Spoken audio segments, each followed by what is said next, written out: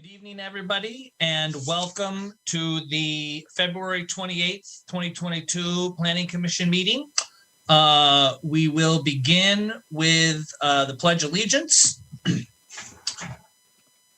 I pledge allegiance to the flag of the United States of America and to the republic for which it stands, one nation, under God, indivisible, with liberty and justice for all.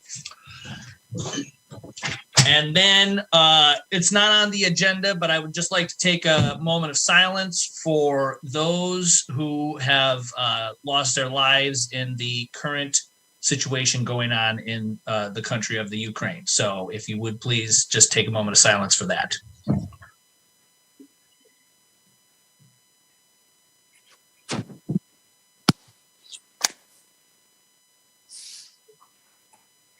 Okay, thank you very much. So with that, we will go ahead and continue with our agenda. And the first thing we have is the approval of the consent agenda. Would anybody like to make a motion to approve the consent agenda?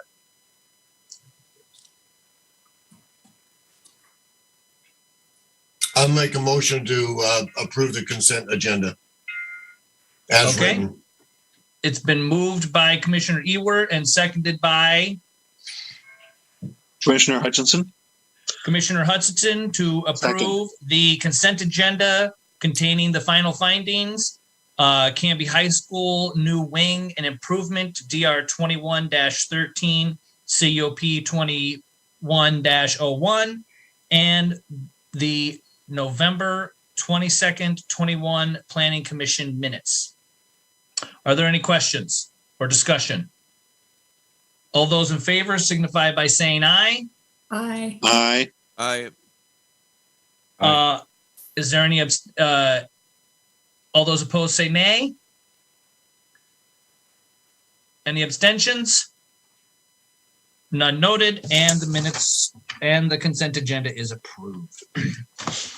Okay, next item on the agenda is citizen input on non-agenda items.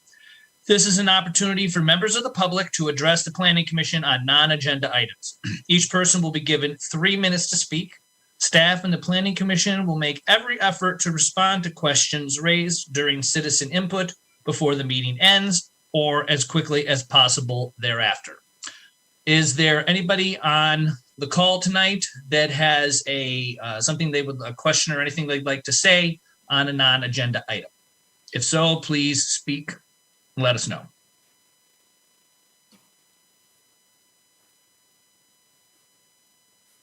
I'll take that as a no. We don't normally have anybody there, but you know, you never know. Someday we'll be surprised. Okay, so with that, is there any new business? No new business. Huh? No new business. Okay, I didn't see anything listed here, but you never know. Okay, so with that, we are going to go right ahead and move into the meat of the meeting, which is our public hearings. Let me get my thing set up here. So I'll go ahead and read this. Bear with me as I get used to all of the verbiage here. So the matter presently before the hearing body requires a public hearing. All interested persons in attendance shall be heard on the matter. If you wish to testify on this matter, please fill out, well, hold on a second. So if you wish to testify on the matter, go ahead and let us know either by raising your hand in the Zoom or just unmuting yourself and speaking up. And then we'll go ahead and recognize you. And when you are recognized, please be sure to state your full name and your full address and what you will be speaking on regarding this particular hearing that we will be discussing. You may be limited by time for your presentation. Oh wait, no, I skipped something. Did it interest the matter? Yes. For longer presentations, proponents and opponents may buy time from one another. In so doing, those either in favor or opposed may allocate their time to a spokesperson who will represent the entire group. You may be limited by time for your presentation. Generally, the applicant will have a total of 15 minutes to speak. The proponents will be given 5 minutes each. The opponents will be given 5 minutes each, and those to be neutral on the matter will be given 5 minutes each. The applicant will then have 10 minutes for rebuttal. All questions must be directed through me, the chair. Any evidence to be considered must be submitted to the hearing body for public access and to become part of the record.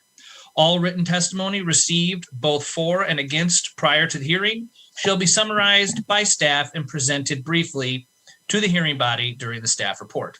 Testimony and evidence must be directed towards the applicable review criteria contained as indicated in the staff report, the comprehensive plan, or the applicable land use regulations which the person believes to apply to the decision. Failure to raise an issue accompanied by statements or evidence sufficient to afford the decision maker and the parties an opportunity to respond to the issue may preclude appeal to the Land Use Board of Appeals based on that issue. Failure of the applicant to raise constitutional or other issues relating to proposed conditions of approval will, or with sufficient specificity to allow the local government to respond to the issue, may preclude an action for damage in circuit court. Everyone present is encouraged to testify, even if it is only to concur with previous testimony. I will say, so something I'll just throw in here.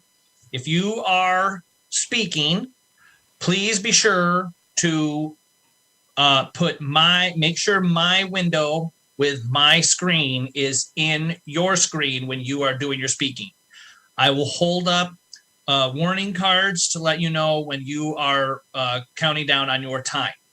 If you do not have me in your little window, you will just get cut off. So I will do my best to give people a warning as to when their time is running out. Okay? So we will begin with our conflict of interest check. At this time, I would ask that any member of the hearing body who has a conflict of interest to please indicate the nature and extent of the conflict and whether you intend to participate in or abstain from hearing the present matter. Does anybody have a conflict of interest they would like to put forward? No? Okay. Ex parte contact. Also, if any member of the hearing body has had any ex parte contact with anyone prior to this hearing, including a visit to the site, please declare the nature and extent of such contact at this time. I think pretty much most of us is driven by here, but other than that, does anybody else have anything more specific? Okay. Does any member of the audience have any questions for any commissioner regarding a conflict of interest or ex parte contact? If so, please raise your hand or unmute yourself and let us know. Fantastic. We're off to a great start. So with that, we're going to go ahead and we're going to be hearing DR 21-12. This is 531 Northeast Territorial Road Multifamily Project. And we will begin with the staff report from Eric. All right. Good evening, Planning Commission.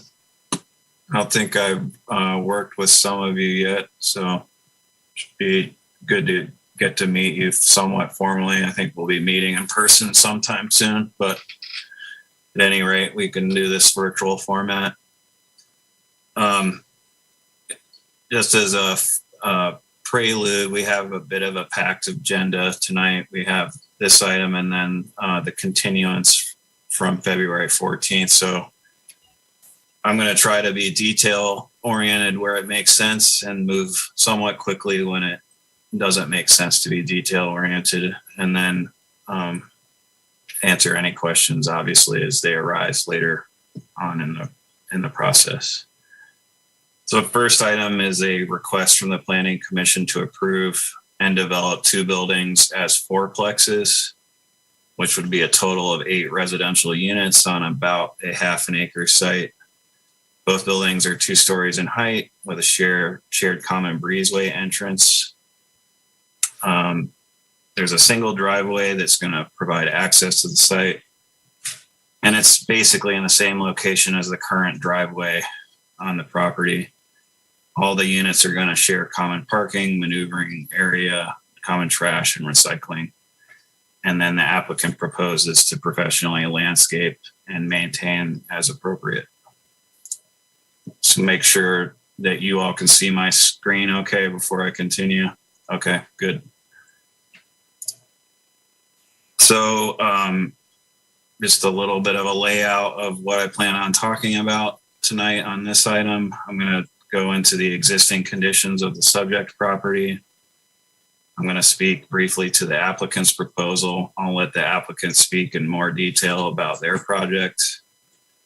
I'm going to highlight some key items that I think are important for the Planning Commission to consider and understand about this project. I'll discuss the criteria on a high level, and then I'm going to provide a staff response to public comments that we received. And then I'll cap it off with a recommendation. So again, all this material was in the staff report. So if there's details, I would reference that first, but I'm happy to try and direct you if you need more clarity on a specific item. So first thing is the existing conditions.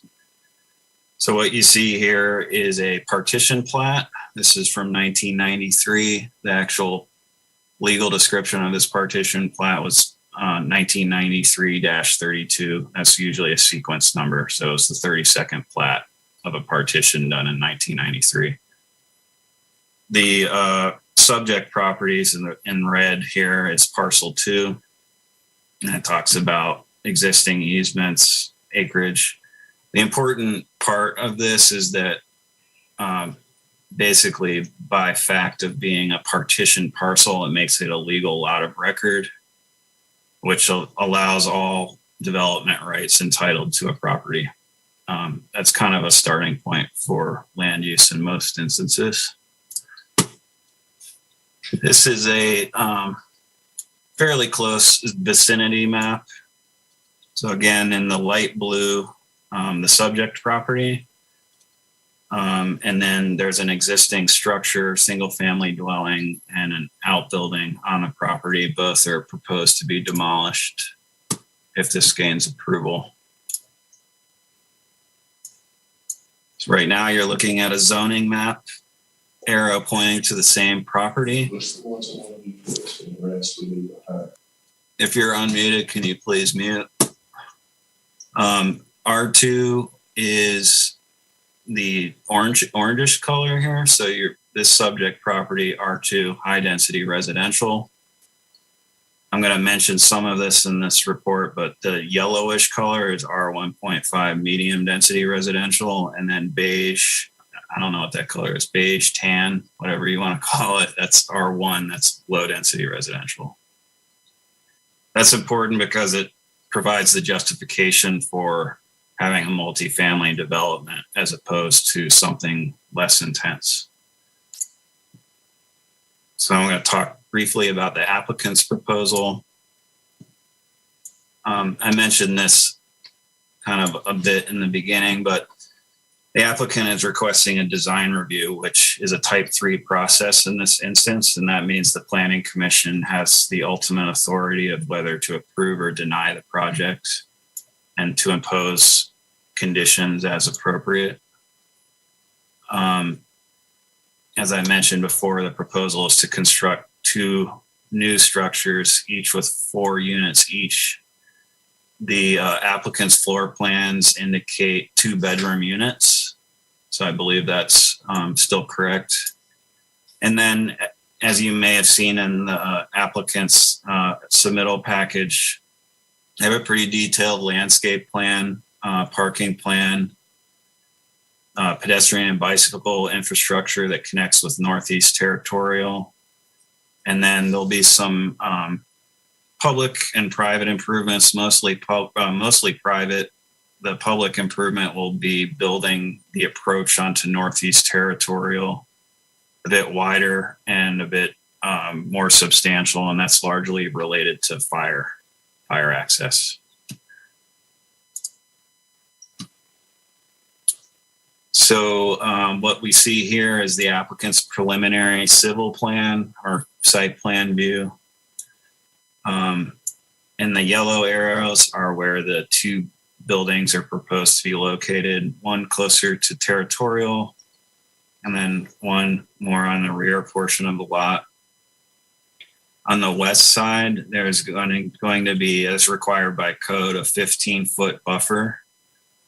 It's going to be vegetated and fenced, and that provides additional distance between structures on this property and structures adjoining R1.5 zone property. So if you recall back here, R1.5 zone properties, this one's R2. That requires this buffer, which they've provided. And then there's the proposed parking and maneuvering area. It's pretty standard. The applicant consulted with Canby Fire District. They agreed that this is sufficient for fire access and fire prevention. The applicant also did submit a fire hose plan, which was part of that application package, and that basically kind of beefs up evidence in the record that fire feels comfortable providing service to this property. And then, as I mentioned previously, the existing driveway is going to be reconstructed to a higher standard. So it's going to be 26 feet wide at the throat or the access point, and then the wings will kind of be a little bit wider to either side. The applicant's also proposing to put in some street trees along Northeast Territorial and a bench for public use. And the bench, while not required, is a nice addition, and street trees bring that frontage out up to current standards. I'm not an architect, but these are what the elevations were submitted with the applicant's package, kind of showing you what the structures will look like. This is this structure, building A. That's going to be the west elevation, so facing westwards. That'll be the prominent access point. And then building B, which is the property on the rear portion, and this one would be facing north, so towards Territorial.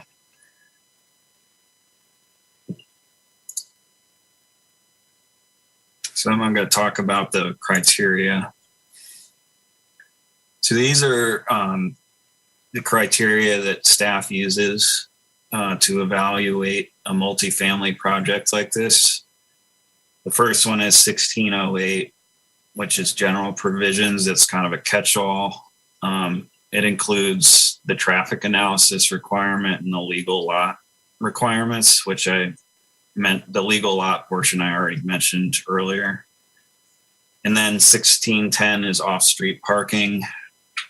1620 is the R2 high-density residential zone, and that includes the density requirements for this property. And 1621 is the residential design standards, and that's the matrix that you may have seen in the staff report that is used to add up points, call them points, to determine if the project is consistent with the matrix, which staff found it was. And then there's 1643, which are outdoor lighting standards. 1646 is access limitations on project density. Typically that comes into place with multifamily development. It's really not applicable in this instance, but the applicant addressed it, I thought, appropriately. So it is part of the package. 1649 is site and design review, which gives you basically the procedure, protocol, standards and directs staff and the commission to review these types of projects and what they should be evaluating. And then 1688 and 89 are your procedures and protocols. Oops. So I'm going to mention some of the key components, at least that I believe are important to this project. Start with traffic. So the applicant did conduct a traffic analysis. They hired DKS and Associates, which is the city's most used traffic consultant. I would say, generally speaking, a project like this is, in most instances, and in a lot of cities, a project like this is considered background noise. It's really quite small. It's 8 additional units. I think the traffic analysis is always a good idea because there can be unexpected eventualities that come out of them. But the applicant did, follow their P's and Q's on that, did the analysis, and DKS didn't see any significant concerns. There were no mitigation measures required. There was no further analysis needed. And the only thing that comes out of that, which is relatively standard, is a site distance evaluation from the approach on the Northeast Territorial, and that needs to be prepared by an engineer in the state of Oregon. We looked at parking. The applicant here has provided the required amount of parking. There were no exceptions requested. They didn't ask for a deviation from the standard. They provided the exact amount of parking, and that included an ADA van space. So I'm going to talk a little bit about the residential design standards. Again, that's really the test here for a multifamily project. Both the applicant and staff found that this project receives a passing score. We came up with a little bit different numbers. They counted some things that I didn't think were applicable and vice versa, but both were well beyond passing score. So I think there's no problems there. Honestly, I see a decent amount of these. I thought the landscape plan was pretty nice. It looked like it was thought out. And it thinks about buffering pretty well with the adjoining properties. So I thought that went a long way towards addressing some of the residential design standards and then also potential conflicts with neighbors. And then the structures themselves appear to meet the architectural components of the residential design standards, and then the basic development requirements. And lastly, the multifamily use is compatible with the underlining zone of R2. The applicant didn't propose some wildly more dense amount of units on this property. It was right in line with the minimum density. So I've seen other projects where they kind of pushed the limit a little bit, but this is not the case.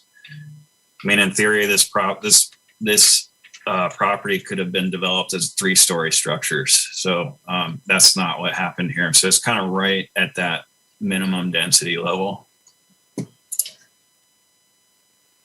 So I'm going to talk about the lighting standards. I spoke with the applicant's engineer, I believe he's on this call, about this. So they supplied a lighting plan and a lighting propagation plan, all of which were good, and didn't appear to demonstrate light trespass, which I think is the most important part of that. The plain read of the code and what I could see from the fixture specification sheets showed that they were producing higher lumens than what this LZ1 zone, which is the applicable zone, requires. So I don't think that's a deal killer. I think the staff So in this instance, staff conditioned approval that they submit us a revised lighting plan and spec sheet that demonstrates compliance with those standards. That can be done in the pre-construction phase. It's pretty common to kind of fix these somewhat smaller issues later on in the process. It may require some different types of lights. I'm not a lighting engineer either, but it didn't seem like it was too far off the mark. It just, from the plain rate of the code and looking at the spec sheets, they looked like they were over the maximum lumens. And I let the applicant team know about that prior to this. So access, again, existing approach is going to be upgraded and widened to 26 feet. That's largely to accommodate fire. It will be a commercial approach and proposed to be ADA compliant. The pedestrian and bike infrastructure component. Staff knows there was thoughtful location of a sidewalk that provides direct access on the Territorial. So residents who live in those apartments, should they choose to walk, can go right out onto Territorial on a separate delineated sidewalk from the property. It's not kind of off to the side. It's right in the middle. Can go back to that just so you know what I'm talking about. It's a sidewalk. Goes right from building B across A and feeds you right out on the Territorial, which seems like a logical way to approach that. And then the applicant proposes bike racks within the breezeways of the structure to meet the required amount, which is appropriate. One of the last components I'm going to talk about, which sometimes trips up applicants on design review, is landscaping. Again, I thought the landscape plan was quite thorough. It shows a variety of plantings that would meet the standards of the design review criteria. The applicant team includes a vegetated bioswale, which is on the western portion of the property. So I'm assuming staff, I haven't seen slopes or grades here, but the plan here is to move water, and the applicant can correct me if I'm wrong here, but I believe I'm right. Move water from east to west into the stormwater facility, which is going to be in here. And that's all vegetated, again, planted and buffered. So that kind of is a two birds, one stone type deal there. And that deals with both stormwater for managing that on site, not sending it elsewhere, but also helps to address the overall landscape requirements for both parking areas and the overall site.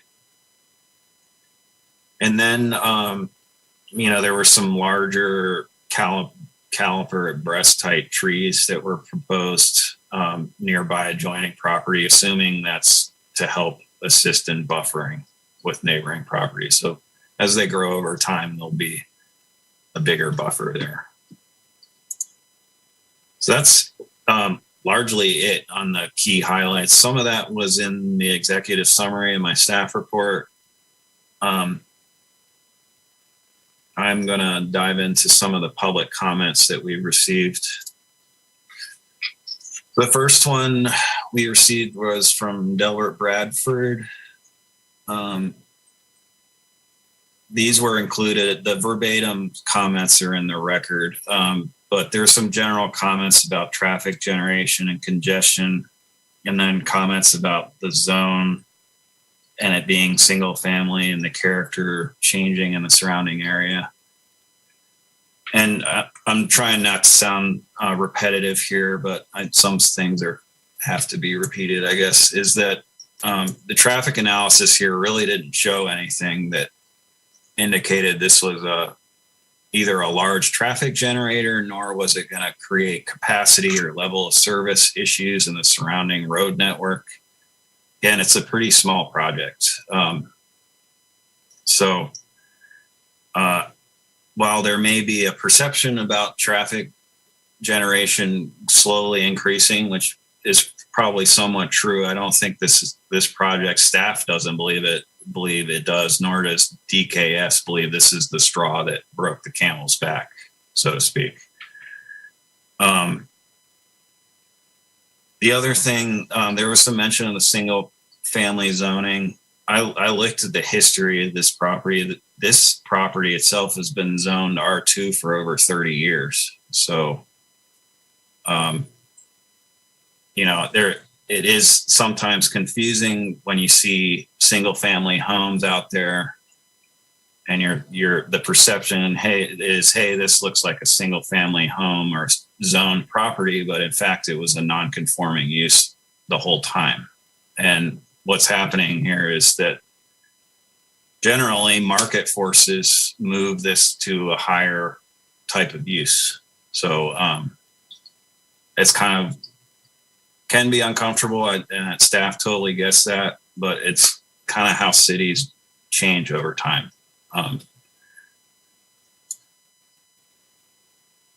And then also Hardy and Kim Dimmick, if I say your names wrong, I'm sorry, apologize. So there was some comments about privacy related to neighboring apartments. And the first thing I think I'd mention here is that, so these are 2-story apartments, and they're not going to be any taller than a single family home. So if you use that starting place as an analysis, single family homes can be 7 feet away from side property lines. So presumably if a 2-story home is 7 feet from property lines, it's actually closer than these proposed apartments are by a lot. So again, and just as an example, again, this apartment here is 28 feet from property line, 2-story structure. So if this was a single family home, a lot of times we see this, they're 7 feet from side property lines. So it's actually further away and has more buffering than you would generally see with a single family home. Back to the comments. Again, there's some comments about traffic generation and congestion. I don't want to dismiss those. It's just this particular project, still relatively small. Traffic analysis didn't find anything that was concerning or required mitigation. There was also some comments about lack of parking in the vicinity. Staff found that the application meets the parking requirements. They didn't ask for any exceptions. My anecdotal experience is there's a pretty decent amount of parking on Territorial. I don't live around there, so I don't know that that's the case all the time, but the applicant met the parking requirements by the letter. And then there are some statements about single family zoning, and I won't repeat myself there. If the applicant has anything to add on those, I'm sure they can elaborate about the public comments. So lastly is the recommendation. So planning staff recommend approval of DR 2112 pursuant to the conditions of approval stated in the staff report. And at this time, Planning Commission has the 3 options here listed. The Planning Commission can move to approve DR 2112 pursuant to the conditions of approval in the staff report. Alternatively, the Planning Commission could move to approve and modify the conditions of approval. And then lastly, move to deny DR 2112. And if that's the case, I would ask that you state findings for the record so that I can summarize those for the next hearing on consent. So that's all I have for this item. I'm happy to answer any questions you all have for me. Thank you very much, Eric. Excellent job on that. So with that, I will go ahead and run down through the list here to see who has questions of staff regarding this. I just want to double check. I don't. Commissioner Hebe had let me know that he wasn't going to be on here, but I just wanted to be sure that he is not on the call tonight. I don't think so. So we'll start with Commissioner Ewert.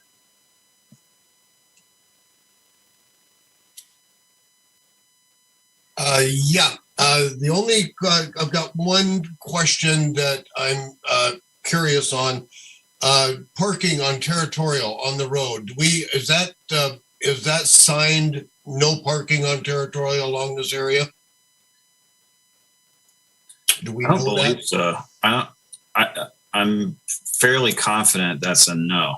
Okay, then what I would like to see added to the conditions of approval, if we so go that way, that Territorial along that side, actually, I would probably look at both sides, but especially along that side, be signed as such with no parking. And that's all I got. Other than a comment on traffic, sorry.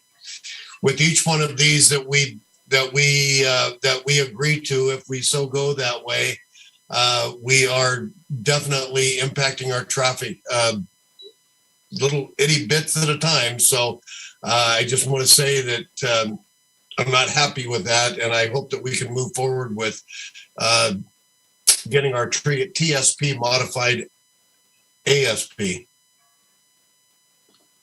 That's it. Okay, excellent. Next, we'll move on to Commissioner Jarosh. Hi there, Eric. Thank you for a great report. I appreciate it. And I did take the time to review everything in advance. I don't really have any specific questions other than to echo, I'd say, Commissioner Ewert's comments, especially the roads that we know about. This is just for us, I guess, in the city, is the ones that have a mix of R1, R1.5, R2, is to start looking at those specifically so we can get ahead of those questions about density and traffic, rather than take each one at a time and then have, folks that live next door on an R1 that say, well, wait a minute, that's just one house. And we all know that, but it would be nice to get a better lay of the land for me. But thank you. Excellent. Commissioner Calkins?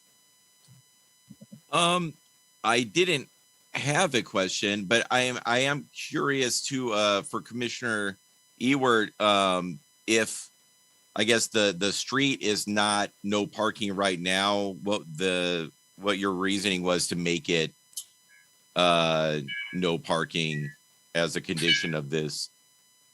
My reasoning there is that whenever we have multi-family units going in like this, we tend to always have spillover parking. And I know that we've got the parking for the units themselves are adequate, but it's pretty historic that we have spillover parking. And I'd just like to make sure that for safety purposes, emergency services and everything else, that we're not going to be allowing additional parking on Territorial. Oh, this would be taking parking away from Territorial, correct? Yeah, just a second. I just want to interject here. So this is a section for questions from staff. The discussion that we are starting into, I think, would be more appropriate in our deliberation portion of what we might want to make a change to this or not. The applicant may make a statement about this during their portion, but I think where we're going on this is more of a discussion for a little bit later. I've made a note of it, so we don't. I just want to make sure I understood. Yeah, got it. Okay, and now we'll move on. So, sorry, Commissioner Calkins, did you have any other questions? Okay, Commissioner Hutchinson. Thank you. Eric, could you reiterate your issues with the call out of the lighting fixtures and what you perceived as excessive lumens? I sure can, Commissioner Hutchinson. Let me pull up the exact finding. If you bear with me for a second.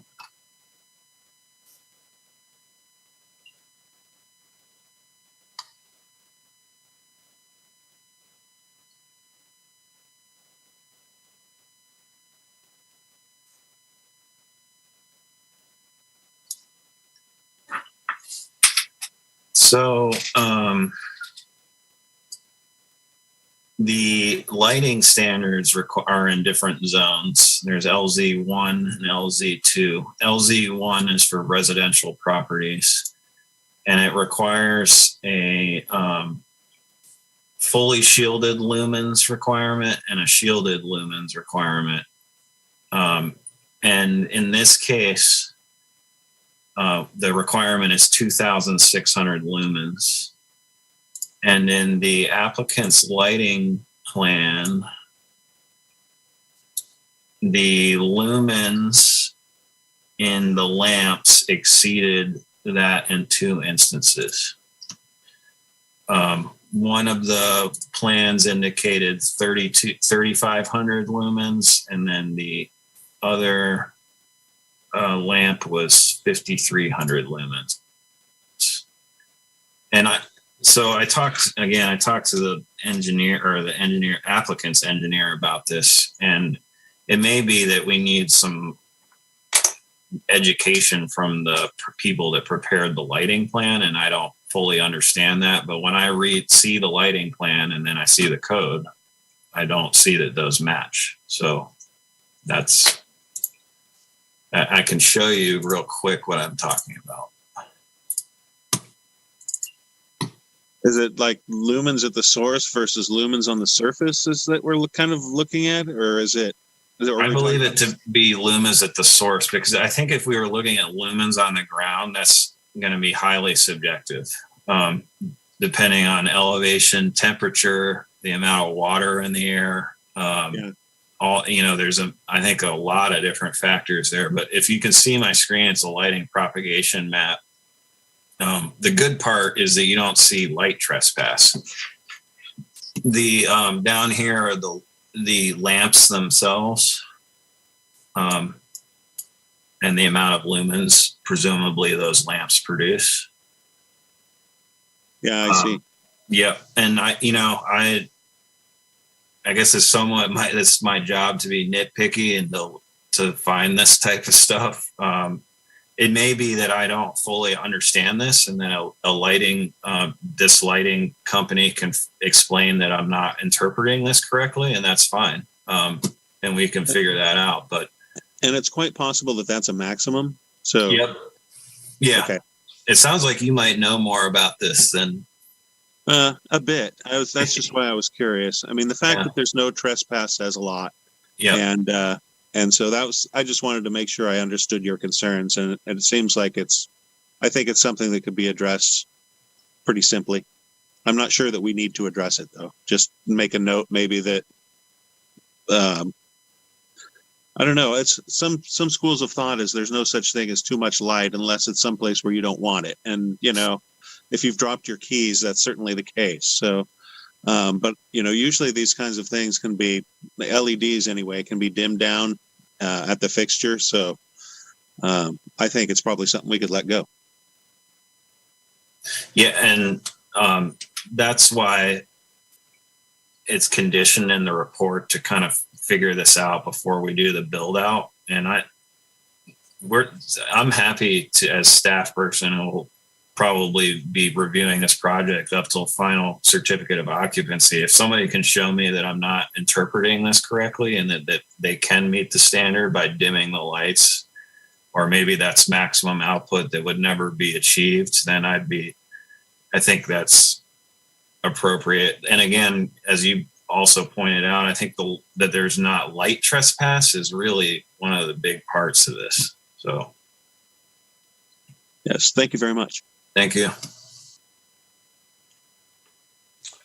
Excellent. And for me, the question I have is just a couple of things. One, piggybacking on the light thing that Commissioner Hutchinson had brought up. I just want to make sure that there is little to no light trespass on the surrounding existing residential homes, and that if there is, that will be mitigated through, it sounds like, through what staff is working on. Is that correct? That's correct, Chair Patton. Excellent. And then I just want to double check too that asking for a type 3 on this is standard procedure. That's correct. The only time you'll see type 2 on this is if it's in the downtown zone and it meets every criteria to the exact letter, which is rare, but we actually received one of those recently, which may, capital M, may meet that standard. So we'll see. Well, there's always hope. One will come through. So excellent. So I think I just want to look down through here. Light trespass, yes. I think. Okay. Yep. That's all the questions that I had. So with that, if there are no other questions from members of the Planning Commission, just one more check. We will go ahead and move into our public hearing. I will open the public hearing for testimony, and we will begin with the applicant for 15 minutes. As a reminder, when you speak, please make sure that you list for each individual, please make sure that you list your full name and address and your relation to this project. I do have myself a bunch of handy little timers here so I can keep track of all this. And again, make sure that my window is in your screen so that way you can see the call outs for your time cut. And with that, we will begin. And who will be kicking us off here? I will. Darren Monin, I'm the applicant, one of. Okay. So with that, we will go ahead and get started. Okay. Hi, everyone. I am Darren Monin, the applicant, along with the folks that are here at our team together. And they'll introduce themselves momentarily here. I live outside of Canby, 23633 South Rondovic Drive, Canby address. Just briefly, just a quick history of who we are and how we sort of got here. Longtime Canby resident, grew up in Canby. My wife and I both did kindergarten through high school, graduated Canby High. And then I've only lived outside of Canby, actually, the 4 years that I lived in Corvallis when I went to Oregon State, and then we came back. We have established ourselves in this community as long-term residents in a lot of ways. We have a business in this town outside of this little venture that I have with a partner, his family and my family. I only say that insofar as to give you an idea of our investment in our community. We have other properties that we've built out in this same method throughout the city over time, and have been doing so probably in the neighborhood of close to 30 years. And we, again, it's a long-term investment for us. So we buy these properties and or build on these properties, and we've never sold a property. We keep them. We build them to, I think, a higher standard than you typically will get. I challenge you to find something out there that's done to the standard that we do build these. I sort of, and I don't mean this in a negative way, but I don't like it when these are looked at as apartments, because there are duplexes and our triplex buildings that we've built in the past, as well as single family houses where we've done it, are all they're just that. They're a unit, individual units that are high standard, high built. And we've always done the landscaping on them. We maintain, we pay for the garbage to make sure that everything goes out. These have always been well maintained and well taken care of. We don't have a lot of turnover in folks moving in and out. It's not the kind of operation that we are. or have been. Any of our properties that we have in town, when we had our initial meeting about this, I invited anybody that was at that meeting to go ahead and go look at them, take a look at them and see how we take care of them. Because we do hold it to a high standard, and it's a long-term investment for our two families. So in a nutshell, that's kind of all I would like to say about that. This particular property we purchased about 10 years ago with the same idea in mind. And so when it was zoned this way, we looked at the property with the intent of always doing something someday, and that day has come. I know that people are apprehensive about change, and that's one of the biggest issues that we typically have about this. And as a long-term Canby resident, I can tell you firsthand, I've seen this little town change. There's not a square inch of this town that I haven't covered on a bicycle through as a kid. And the new development for me was across the street from the swimming pool growing up. None of those schools were there. I mean, none of this stuff was here.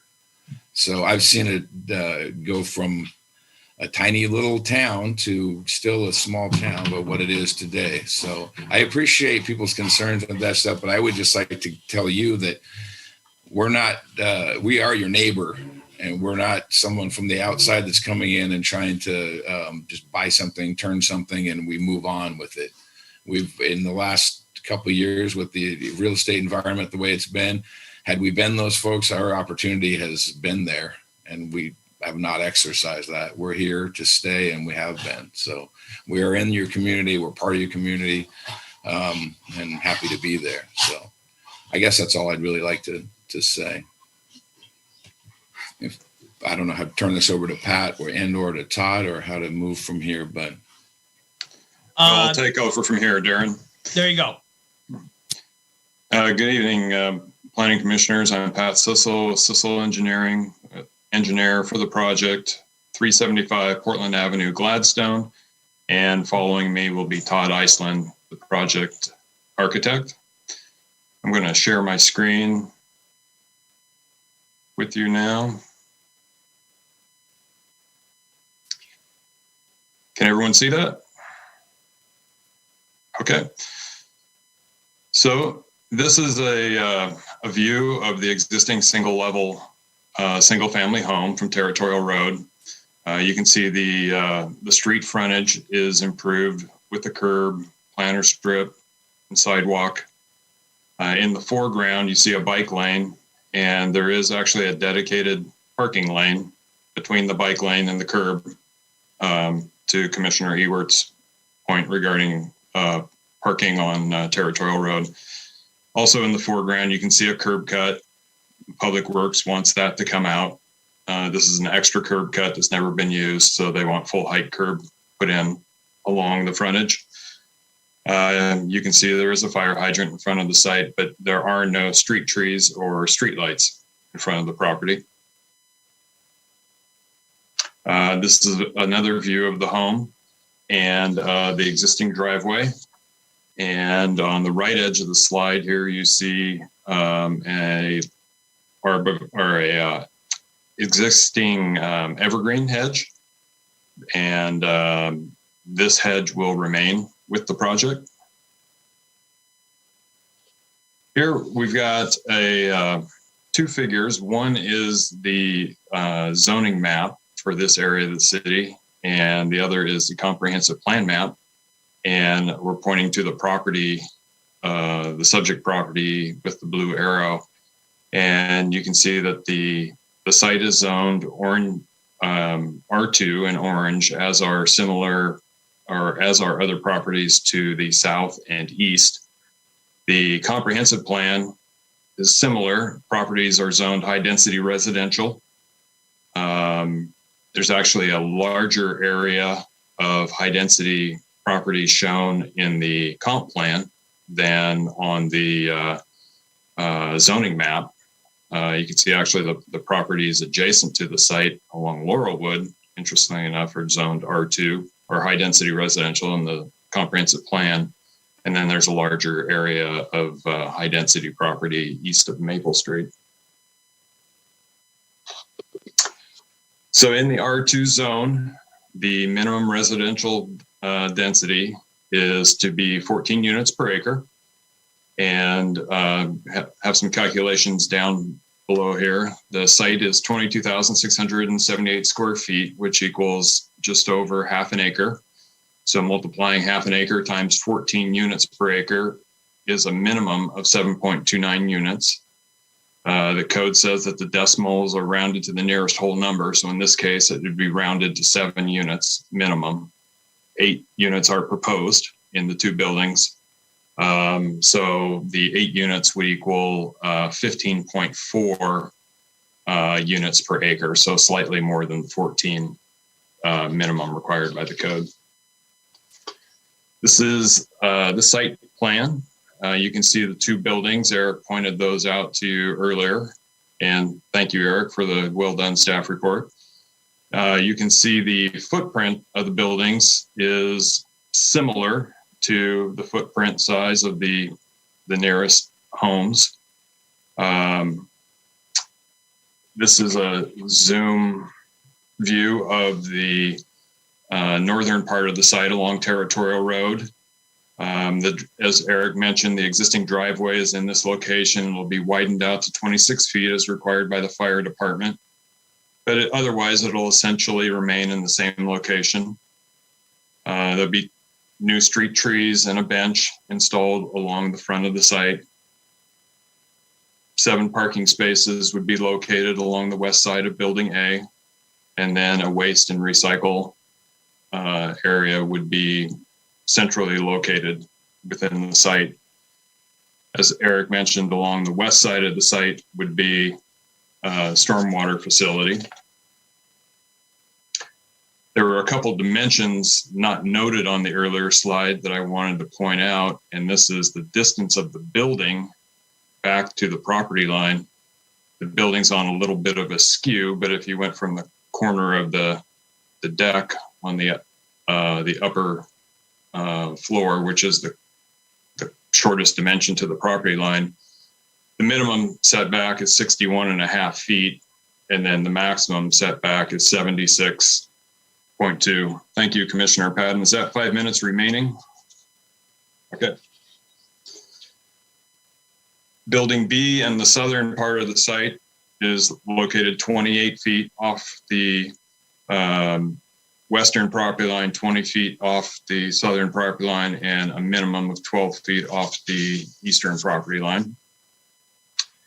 Utility-wise, all the utilities that serve the site are located in Territorial Road. As shown earlier, there's a fire hydrant in front of the site. A new water service and a new sewer lateral will be needed.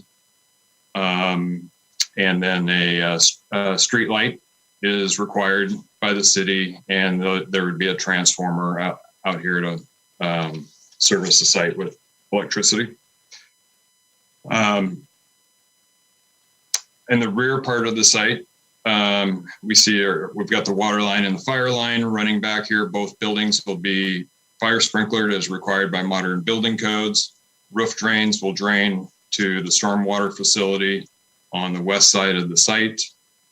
Roof drains will drain directly to a dry well. The stormwater facility, planted stormwater facility, will overflow to the dry well. Typical is that the stormwater facility would have a maximum water depth of 4 inches before it overflowed into several overflow drains. It drains into a perf pipe. That perf pipe goes to a dry well. That's the typical features. As Eric mentioned, a robust landscaping plan was provided. I just want to zero in on a couple of the key portions of the site. This is the Territorial Road frontage. There's a lot of sod up in this area. 2 street trees, you can see the paperback maple are what's proposed. There's the redbud trees, 4 of them on the back side of the sidewalk proposed. The algo plants in this area around the bench, and kaleidoscope plants along the front of the building. On the western property line, there's a total of 11 trees, including 4 redbud trees. There's western red cedars, 3 of them here, and 3 Nootka cypress as well. Sorry, there's actually 5 redwoods. And then you can see some of the other plants here along the stormwater facility, buds yellow and feather reed grass. I'm going to now turn it over to Todd Iceland for the remaining 2 minutes.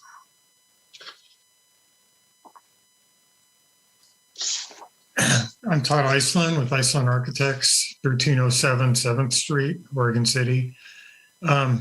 This is actually one of those rare projects where we have a client that's not looking to build out the maximum to the site, but actually wanting to do something closer to the minimum, which is refreshing, and it gives us an opportunity to blend it more with the residential neighborhood. Being a 2-story building rather than going 3 stories, we also were able to, because we have room on the site, go with 2-bedroom units, which are going to have a lower turnover. And we have the opportunity to have some offsets in the walls and provide additional articulation along with the roof forms. And that, in combination with using a variety of materials on the exterior, we're trying to blend it with the neighboring residential area, but also create something that's very unique and attractive that will be an asset to the city as well. I know I only have a minute left, so I won't get into too much detail, but answer any questions you have. Regarding the lighting, we did talk to the lighting engineer, and we are going to add 1 more pole light, which will get the lumens per fixture down. We will still not have any trespass. Unfortunately, we don't have that finished yet. We should have that next week, though. So if there are any questions, I'm happy to answer them. Thank you very much. Okay, and you were pretty much right on time there. So are there any questions before we move into the rest of our public hearing? I know it's kind of out of the norm, but sue me. No, please don't. Any questions of the commission? The temperature's dropping fast in my house here. We need to speed this up. So with that, if there's no other questions, thank you very much for your time, applicants. And we will go ahead and open up the floor to proponents. Is there anybody on the call tonight that would like to speak in as a proponent for this particular development? If so, please raise your hand in the chat or unmute yourself and let me know.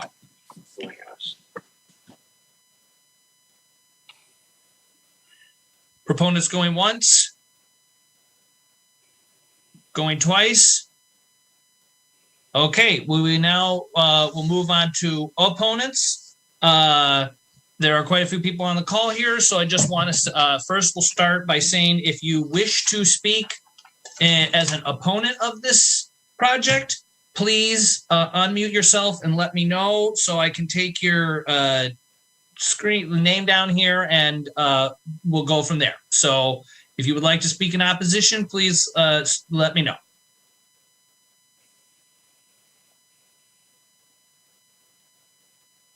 Wow. So there are no opponents. Okay, is there anybody who wishes to speak in a neutral manner, not one way or the other on this particular project? I would. I just have a question. Go ahead and just remember, you'll have 5 minutes to speak. Be sure to state your full name and address before you start. So go ahead. Okay, my name is Charlene Chase, and I live in the property right next door. And I just had a question about the paving stone that's on the back parking lot that's against my property. And I was just wondering what it was for. Is it like a patio? Or I didn't know what it was going to be used for. Jared, would you like for me to jump in and answer that? Please. Yes, that is a an outdoor space. Is it like for them to have function as a patio, to have a barbecue on, or just picnic tables, or? Yeah, I think it'd be picnic tables, maybe some chairs. Okay. I don't know whether Darren would want a barbecue Okay. out there or not. Okay. I noticed it was really close to the arborvitae, but I saw in your map that it was a little bit different shape. So maybe it isn't quite like this drawing.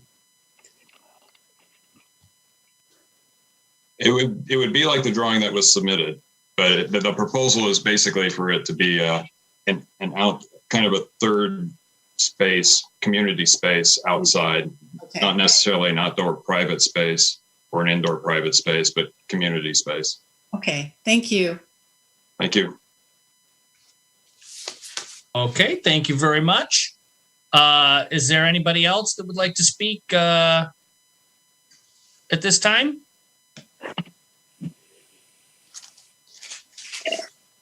Okay, excellent. And I just want to take this opportunity to thank everybody who sent in concerns and comments or who have participated tonight.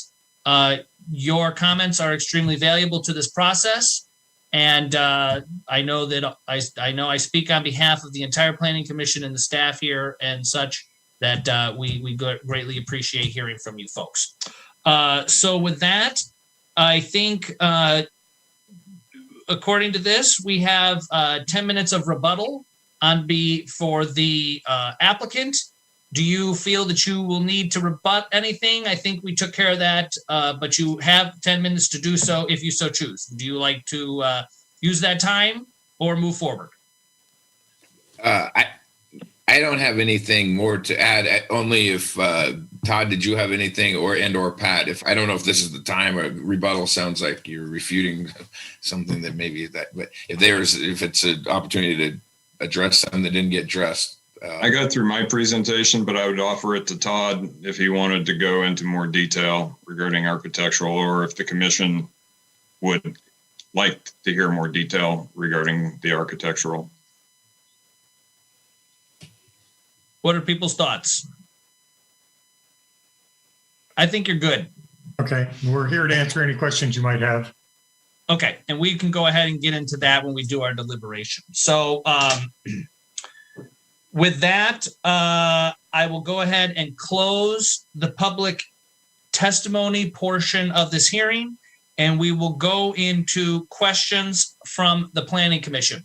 So, commissioners, this is an opportunity for you to ask any questions based on what you have heard from the applicant and those that have testified. I will go down through here and see if there are any further questions. Commissioner Ewert. No questions. Commissioner Jarosh. No questions. Thank you. Commissioner Calkins. No questions. Commissioner Hutchinson. None, thank you. And I have no further questions either. Okay, so with that, we will go ahead and move into discussion and deliberation by the hearing body. First thing I have here on the list is regarding Commissioner Ewert's proposal about restricting parking on Territorial. I will just say I think that would be a mistake and would open us up to a slippery slope on this particular stretch of road. There are other developments that have been in place in that area for several years now that have not had that restriction. And a lot of the parking that actually happens in front of this particular property and other ones along Territorial are the residential houses. And I would worry that if we start picking and choosing which property owners are allowed to have parking in front of their properties or not, would open up a can of worms that I don't think the city would want to take on. So that is at least my opinion on that. Go ahead, Commissioner Ewert. Yeah, I don't. I respect your opinion on that. I personally, I think that anytime we do the multi-family dwelling, things like this, we open ourselves up to issues of parking. It just becomes an issue. We've seen it all over town. It's pretty historical that happens. As far as limiting residential, how do I want to say it? Territorial is going to be a major thoroughfare. It already is. And it's going to be becoming more so as we move forward. And I think that if we can begin to start limiting the parking along there, it's going to be good for us moving forward. It's not something it's not a mountain I'm going to die on, but I just, I think it would be wise. I really do. As these, this is old Bill Garmire's house, and it's now going to be a multi-family thing. That's great. But as historically, as we go along Territorial there, I think that we're going to see more and more of this as we move forward. And I think we would just be wise to, if we're going to start working with our infrastructure, this is probably, I realize that we haven't done it in the past, but we got to start somewhere. That's my opinion. Okay. Commissioner Jarosh? Yeah, I agree and I understand. It's interesting. We've seen some other properties that have had a similar scenario, and I've seen the Traffic Safety Commission pick up on this and, work with the city on maybe making one side of a street no parking. And I wonder if that's an opportunity for future collaboration and let them take on that piece and say, hey, we've got this going on and you're the traffic safety people. And, how do you think we should deal with this? But it's our future. So we probably need to figure out a roadmap. I don't disagree with the concern though. Thank you. Excellent. Commissioner Calkins? Yeah, Chair, you kind of addressed some of the things I was thinking about when it was mentioned earlier, and I agree. I also, what was initially kind of making me think about it was the idea of taking that away. So, I mean, you have the applicant is given the enough parking spaces is required and is not asking for a variance, but the people living here in these homes, right? What I was thinking about what happens on Super Bowl Sunday, what happens on Thanksgiving, and then are we pushing that parking into the R1.5 neighborhood? And that's and is it fair to those neighbors? So that was a concern to me too. And I do appreciate the traffic safety committee piece of it. I'm not sure how taking parking that's already there away kind of makes the street like less driven upon. I guess unless on those days and it's pushing it into the surrounding neighborhoods, which I'm not sure is something that we would be comfortable with either. So that's just my thoughts on it. Excellent. And Commissioner Calkins, I don't know if you can adjust your volume, but you were kind of low there. It's a little hard to hear you. So with that, we'll move on to Ryan. Yes, this is Ryan Potter, senior planner. I don't think you were looking to hear from me, but while everyone was speaking, I looked up our adopted transportation system plan, which shows Territorial as a collector in the functional classification map, and in the collector street cross section, it shows parking. So I think I would be a little concerned if we were discussing moving that road away from the adopted standard that we have in our TSP. So that's just something to consider. And along those lines, Ryan, I was going to ask, when we do our updated TSP, is this something that could be marked as, whether we want these collector streets to be looked at regarding parking and how that interacts with the bike lane and stuff? So maybe we aren't restricting the parking now, but we know that it will be, as Commissioner Ewert was saying, we know it has the potential to become a bigger problem later on down the road. And that's something we specifically want the other half of folks to look at when it comes to the TSP. Does that make sense? Totally. I think it'd be totally appropriate to flag this as one that the Planning Commission would want us to take a good look at when we update the TSP. Okay. So with that, Commissioner Hutchinson, did you have anything you wanted to weigh in on with this? I do. We're actually picking up some parking frontage with the closure of that defunct interruption in the curb. I'm not sure how much the current driveway is going to be widened. It looks like it is some, but just by my gross calculation, I think we're actually picking up some parking footage in the short term as that curb gets filled in. Another thing is to think about as these roads grow over time, the parking on one side of the road or the other could eventually be turned into a turn lane in the middle as this thoroughfare grows, and that's kind of what happens, as you add lanes and options, you lose parking spaces on roads like that. And that's just something that can happen with time. And hopefully we won't have to eminent domain the front of anybody's property to get that sort of thing done. And so actually having parking there as something that we can take away in the future when we do need something like a turn lane, it's worth thinking about. Other than that, I think this is a great project. I think it's just what Canby needs.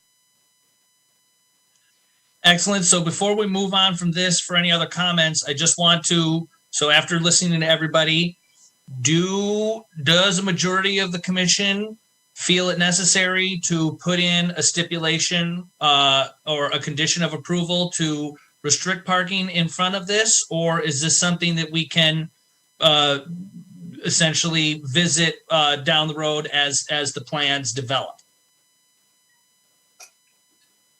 It was an idea.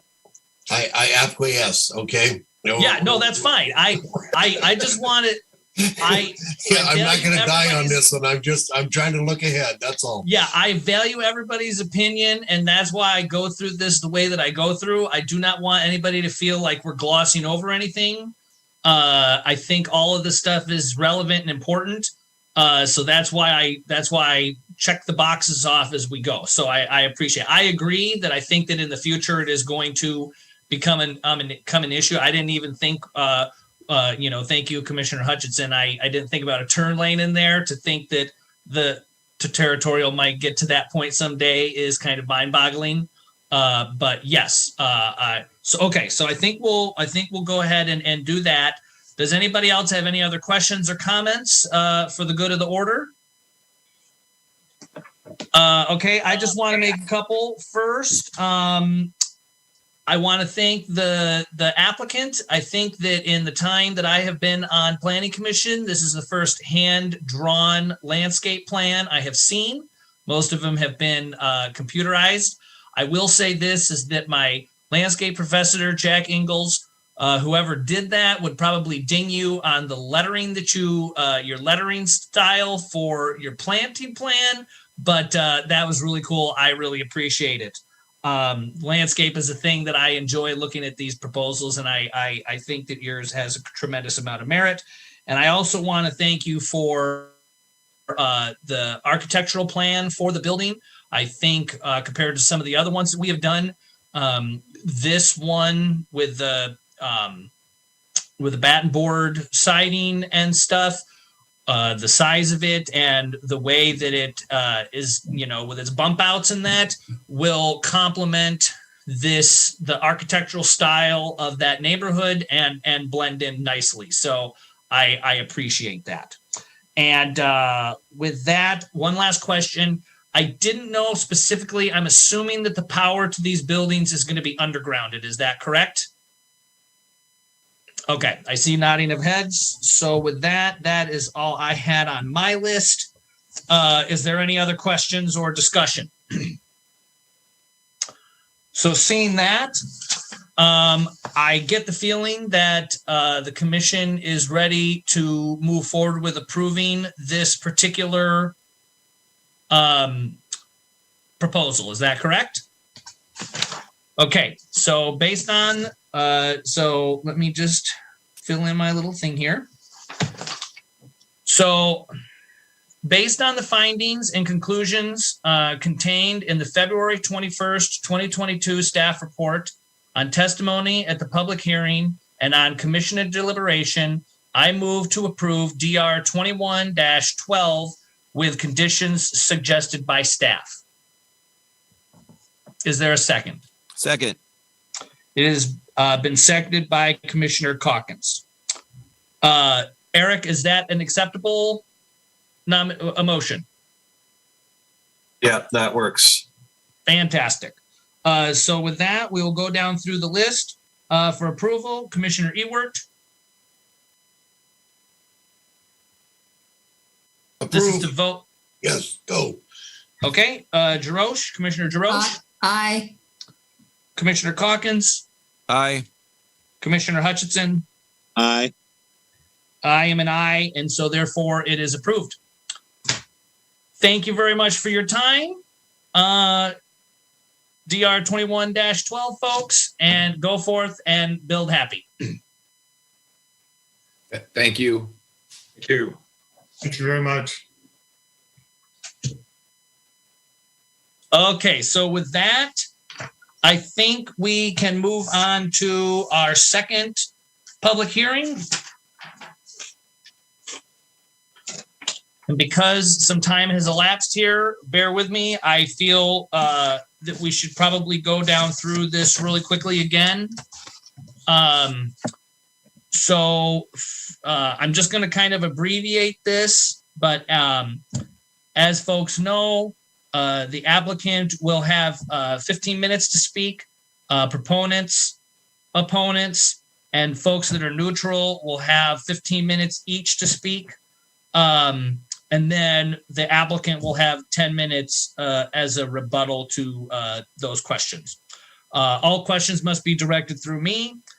We have received some written testimony, which will be covered by the staff report. Let me get down through here. So we'll go ahead into the conflict of interest on this. At this time, I would ask that any member of the hearing body who has a conflict of interest on subdivision or SUB 21-03, Max Place subdivision, if you have any as a member of any conflict of interest, please indicate the nature of the extent of the conflict and whether you intend to participate in or abstain from hearing the present matter. Is there any conflict of interest? No. Okay, ex parte contact. Also, if any member of the hearing body has had any ex parte contact with anyone prior to the hearing, including a visit to the site, please declare the nature and extent of such contact at this time. Is there any? Okay, moving on. Does any member of the audience have any questions for any of the commissioners regarding conflict of interest or ex parte contact? If so, please speak.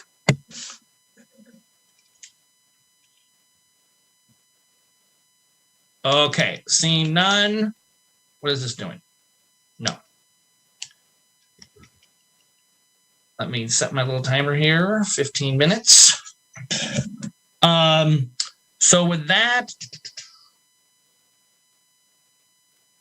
public hearing format. So we will start with the staff report. We will take questions. We will open the public hearing. As mentioned, the applicant will have 15 minutes and we will go from there. So with that, I will now turn things over to the folks at the planning department to give us our staff report.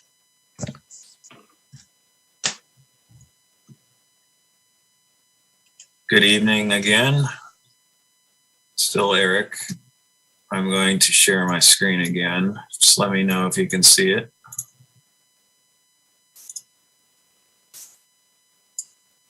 Good? Good, okay. So the second item before you tonight, Planning Commission, is a continuation from February 14th.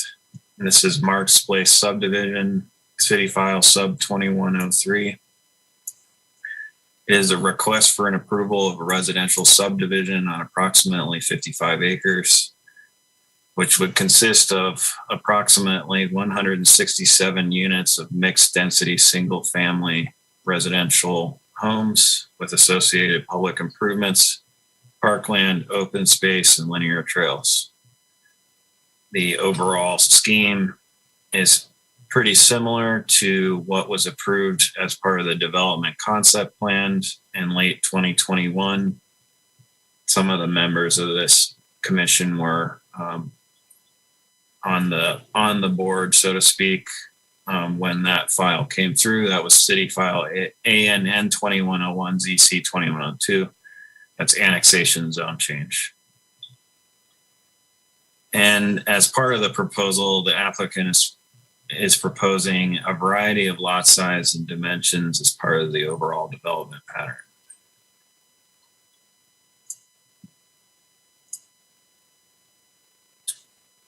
So similar to the prior item, I have a layout of how I plan on discussing this item. We will start with process and property information. We'll go into a brief discussion about the annexation and development concept plan themselves and how those inform this development. I'm going to discuss at a high level approval criteria. I'm going to avoid diving into the minutia because a lot of it is somewhat repetitive because of our code, and it's would take an enormous amount of time also. Then I'm going to go into a brief discussion about the proposed park dedication and parks in this subdivision in general. Discussion of the continuance and the change and some changes to the conditions of approval that were originally stated in the first iteration of staff report, public and agency comments, and then staff's recommendation. So,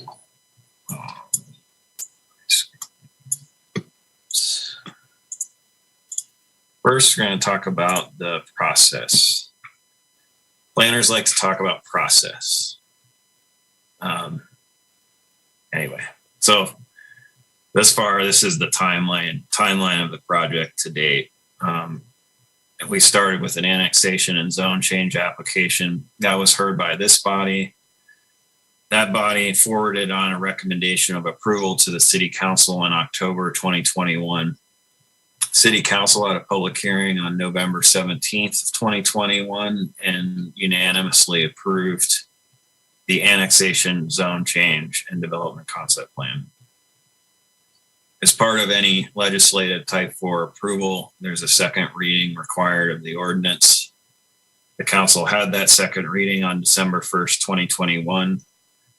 And then through some noticing periods with the state and locally, the annexation and zone change were approved in final via Ordinance 1556.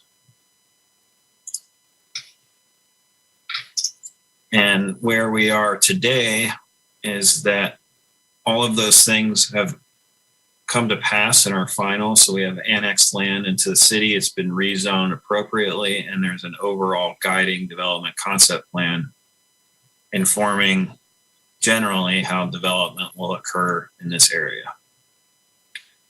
The applicant submitted a subdivision application. That's the item we're going to discuss tonight. Staff deemed it complete on December 17th of 2021. We had our first hearing. I'm sorry, we didn't open the hearing up, but we had the item first scheduled for February 14th of this month, and that was continued over to today, 28th. And assuming this project could gain approval, generally what happens afterwards is we go into what's called a pre-construction and site work approval phase. After that is largely satisfied, a final plat is submitted, and city will review and approve that and send that to the county. And then constructions of homes start. And this is a phase subdivision. So there's phase 1 and 2, and presumably phase 1 would be the first start place. So that's a general process and timeline discussion for you. Next, I'm going to talk about the annexation and development concept plan. I'm not going to go into detail, but just more of as a reminder of how we got here and what happened. So as you can see on your screen on the right, that was the overall annexation area. It included 3 tax lots. And then the southerly boundary of 2300 is essentially snapped to the urban growth boundary line, which is pretty much consistent with the bluff or cliff along the Malala River. As part of that, the underlying Clackamas County zoning was changed from exclusive farm use to city R1 and R1.5. This is the actual legal description survey of the annexation area. On your left was the prior zoning. On the right is the current zoning. So there's a small sliver of R1.5 in the northwest. The remainder is all R1. So that's kind of your background on the project thus far. I'm going to talk about the approval criteria. As before, the 1608 section is largely about general provisions. It's a catch-all, talks about traffic studies and legal lots. 1610 is off-street parking. We're familiar with that. 1616 and 1618 are R1 and R1.5 residential zones, respectively. They generally guide lot size and dimensions as they relate to subdivisions and some other components.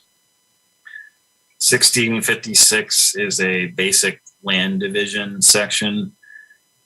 Our code at the city of Canby is somewhat interesting in that 1656, 1662, and 1664 tend to talk a lot about the same thing in different ways. I'm not sure why I didn't write it, but that's why I'm not going to discuss a lot of the minutia, especially in 1662. It talks more about what should be in an application. 1664 is the meat of a subdivision application. Those are design standards, what the subdivision should conform to. 1686 speaks to street alignments and how those are planned in a subdivision. And then again, procedural components are 1688 and 89. And then lastly, the Tofty South Development Concept Plan itself. Without further ado, I will dive into the criteria here. So first, 1608.15 is the traffic impact study criteria. DKS and Associates, again, prepared a traffic analysis letter for this project. That was attachment B of your staff report. They also did the transportation planning rule memorandum for the annexation. They scoped the project, conducted the analysis, and provided findings that are consistent with what is required in this section in 16150. And the report found that traffic generation is generally consistent with what the transportation system plan anticipated, and that no extraordinary mitigation measures were needed as part of that development proposal.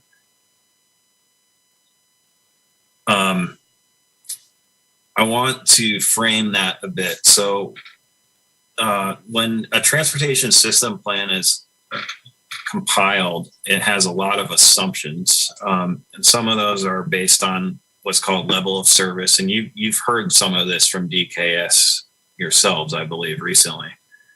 So it may be shocking that 167 units doesn't generate some kind of mitigation action. But in this instance, the transportation system plan knew when it was written, planned for this area to be developed.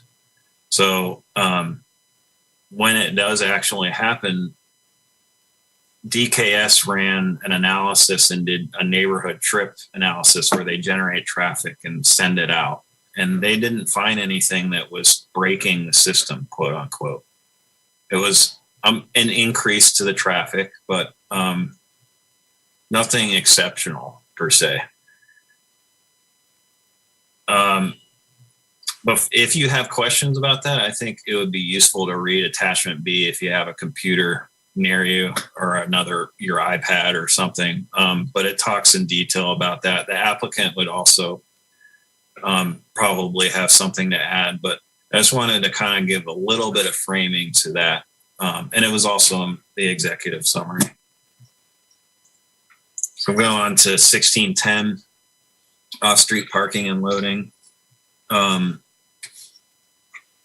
With somewhat unusual in this, that the applicant provided a pretty thorough parking analysis and diagrams with their application, which was included as part of their overall project. And it shows how the entire subdivision could be parked out using off-street and on-street parking. So garages and driveways and road frontage. They were pages 8 and 11 of attachment A1 and 27 and 29 of A2. And staff appreciated the parking analysis. Not something we usually see for this type of application. And it appears to demonstrate that there's a plethora of parking available in the subdivision. Assuming that driveways are open to park and garages don't have stuff in them, and not every single person is there on Super Bowl Sunday, for example, there's a lot of parking available in the area. And furthermore, 1610 really just speaks to requiring 2 parking spaces per single family lot, which I think the applicant has more than demonstrated that they can provide. Some of this will feed into some of the later discussion as well about frontage. 1661 is the R1 low density residential zone. The applicant's lot average size is 7,680 square feet, and that lands in the middle of the range that's required, 7,000 to 10,000 square feet. They did ask for an exception to 12 lots, 3 of which were above 10,000 and 9 below the minimum, which is about 7% of the total lots. And that's consistent with the code. That's not a big ask for this many units. And some of those are corner lots, which it's staff's opinion that it's better to have larger corner lots because you have much more constrained buildable area, and that's because of the setbacks. There was, as part of 1616 030C, there is a frontage deviation request by the applicant, and typically the minimum width and frontage of R1 lots is 60 feet, except that the Planning Commission may approve lots having less frontage subject to special conditions to assure adequate access. I suspect we'll talk about this quite a bit, but I'm going to speak more to that a little bit later as well. There's also some supplemental materials that I sent to you all over the weekend from the applicant and from staff.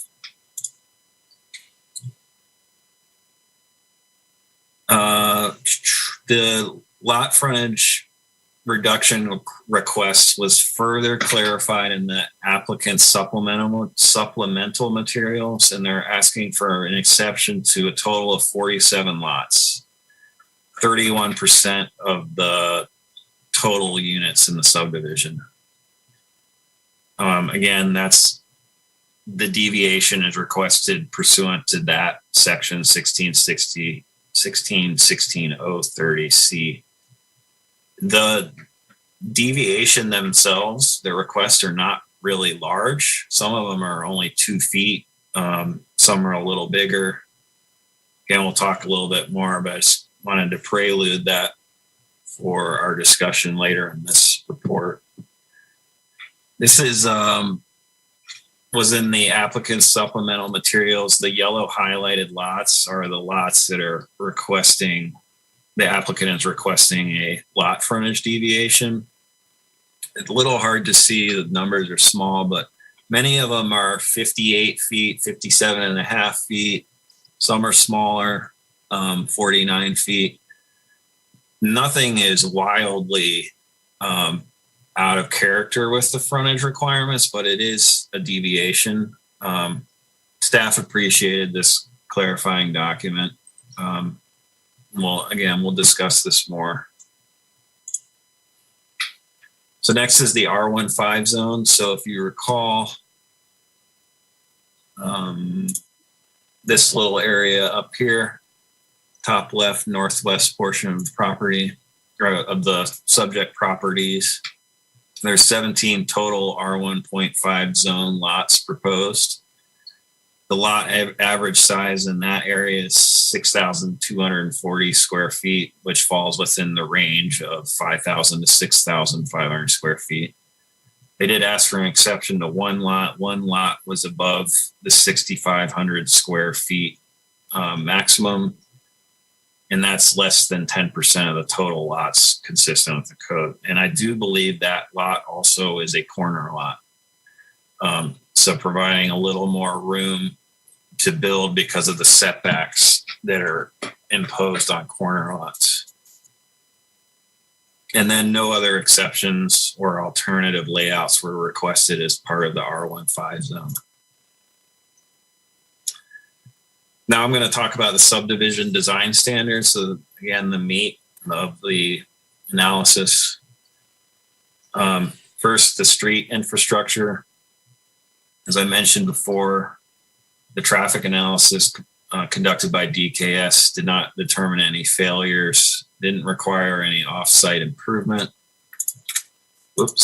Off-site improvements, and that the traffic generation itself does not exceed level of service for nearby intersections and is generally consistent with TSP guidance. All the local streets are proposed to be constructed to the typical section standards for local streets. Normal width with planter, strip, sidewalks, curb, gutter. The alleyways are proposed to actually exceed the minimum standards, and that's partially related to Canby Fire District's requests for additional width to accommodate their fire apparatuses, or apparati. Is that, I don't know, apparatuses or apparati. And that's, those alleys are constructed in mind of adequate fire access. The street infrastructure pretty closely matches what was proposed in the development concept plan. There's a logical continuation of street patterns. The blocks are of appropriate length. We don't have massive blocks. They're broken up appropriately with pedestrian paths or other means. I did want to mention that as part of the revised plan that was submitted, one of the cul-de-sacs was removed on Southeast 17th in favor of a connecting road, which slightly shakes up the street infrastructure, but not drastically.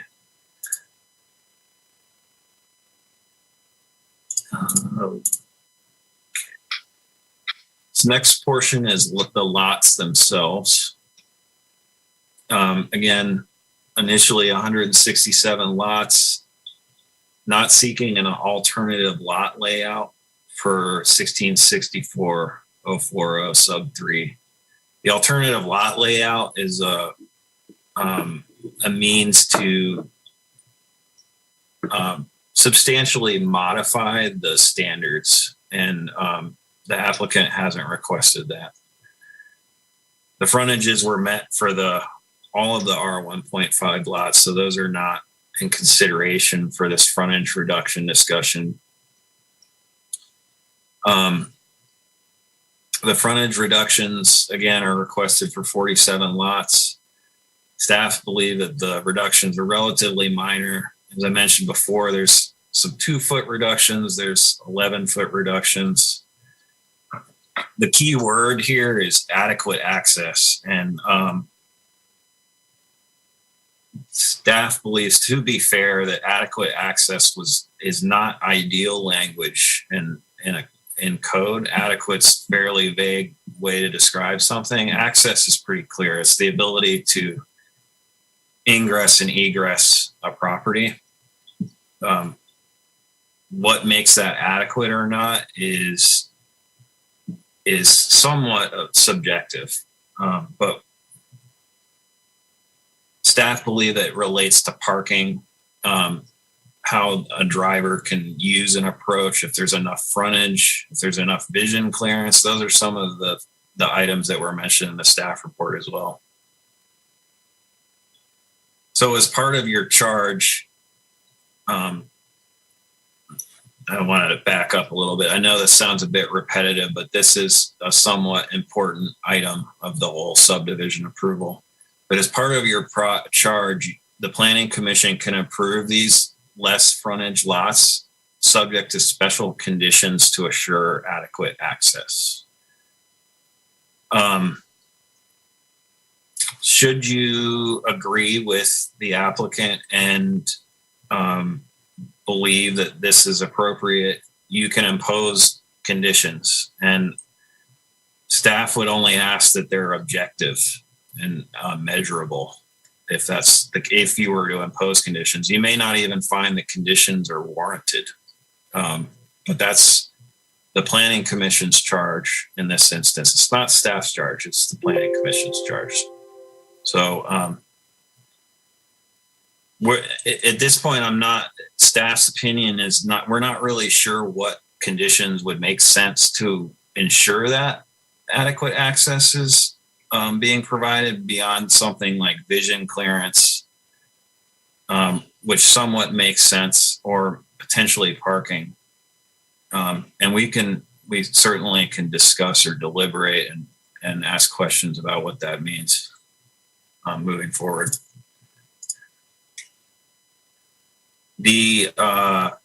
As I mentioned previously, 1662 is the subdivision applications, and 1668 are recording and final procedures. And these are largely procedural, or provide frameworks about how the application should be constructed, and then ultimately how a subdivision should be implemented and recorded as a new final plat.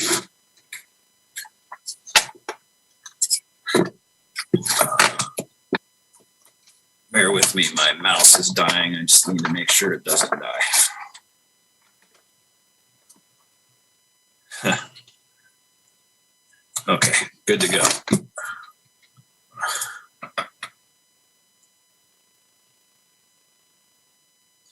1664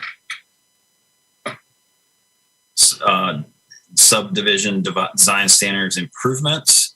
Improvements talk about a lot of different things. A lot of this information was guided by the Tofty South Development Concept Plan, which this body recommended approval over to the City Council. And part of that plan's importance is demonstrating conceptually that this area that's annexed into the city can adequately provide the necessary public services that we all are accustomed to and expect with residential development. So those include adequate streets, water, stormwater, power, communications infrastructure like cell fiber network, And initially, the reason this item was continued over is there were some discrepancies between the applicant and Public Works on sewer and how that could be provided. So rather than go through a painful exercise of having this public hearing, knowing that there were substantial problems with sewer provisions, it made more sense for the applicant to ask for this continuance, address those issues outside of this venue, and then come back. And that's what happened. Attachments S2 and S4 speak to that resolution between the applicant and Public Works and some changes to the conditions of approval. Largely, the applicant understands that they're required to construct public improvements to the city of Canby standards, and that applies to sewers. And then somewhat tertiary, but also related to improvements, is the applicant will be expected to dedicate over portions of South Ivy, including a portion of roundabout right-of-way, and also Northeast 16th and 17th Avenues, I believe, were built to 3/4 street standard, which is an interesting, usually it's half street, but they'll dedicate over the remaining sections of that right-of-way and then build them to city standards, should they gain approval. So that's, subdivisions are largely about the public infrastructure. So that was really how the lots are configured, how the infrastructure is going to be constructed and adequately accounted for. And that's what the vast majority of the design standards are about. So without going way into the weeds about each criteria, staff find that they met those standards. So I don't think there was any concerns, especially after the sewer resolution was achieved between the applicant and Public Works. Next, I wanted to talk about riparian preservation and wetlands. That's 16-130 and 16-140. This doesn't come up very frequently in the city, but because this property has significant interface with the Malala River area, that these criteria do apply. The applicant provides a geotechnical building buffer, and that's actually, it exceeds the 75-foot riparian buffer required by code. I'm going to show you some maps here shortly that'll help explain that. There's no structures proposed anywhere near the 75-foot riparian buffer. The geotechnical buffer would not allow that. And then as part of riparian preservation, any vegetation removal that's required by the Emerald Necklace Path that's proposed is likely to be incidental and a water-related use, which exempts paths from vegetation removal standards. The applicant provided a wetland delineation and information about consultation with the Department of State Lands, which is all to protocol. There's no delineated wetlands on the subject property. There's likely some downslope towards the river, but not on the property itself. So that was all good. And staff appreciated that being submitted into the record. This picture is worth 1,000 words. This is the applicant's drawing of an existing conditions survey with some overlays on it. And the red line is the top of bluff or the cliff, whatever you want to call it. The blue line is a 100-foot riparian setback. And that applied prior to this property being annexed because it was subject to Clackamas County standards, which are 100 feet. It's actually 75 feet now, so it's even further back from this. And then this black line is the geotechnical setback from the applicant's engineer. So this is the line that their engineer determined there should be no major site disturbance or construction of buildings. So you can see that the geotechnical setback is pretty decently more conservative than the riparian setback. As part of that, they're moving all their stormwater northward. So not towards the river, back north, away from the river. That's related to geotechnical stability. This little gray line here is the AE zone, flood hazard zone. The AE means that there is a base flood elevation determined.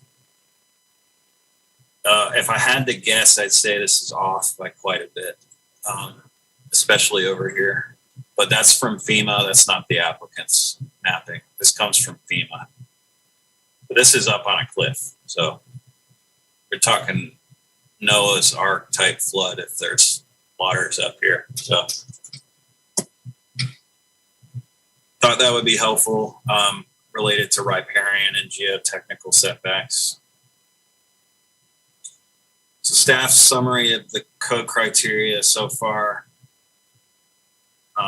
It's staff's analysis and finding that the applicant has complied with the approval criteria found in the applicable chapters for subdividing property. Staff believes that the applicant has provided more than adequate information to make findings on this application, and much of that is incorporated by reference. There are appropriate conditions in place to ensure that this development occurs according to city standards. And then, again, that the applicant has requested some frontage reduction to the R1 lots. So I'm going to switch gears here a bit. And I'm going to talk about the discussion of the proposed park dedication and parks in general.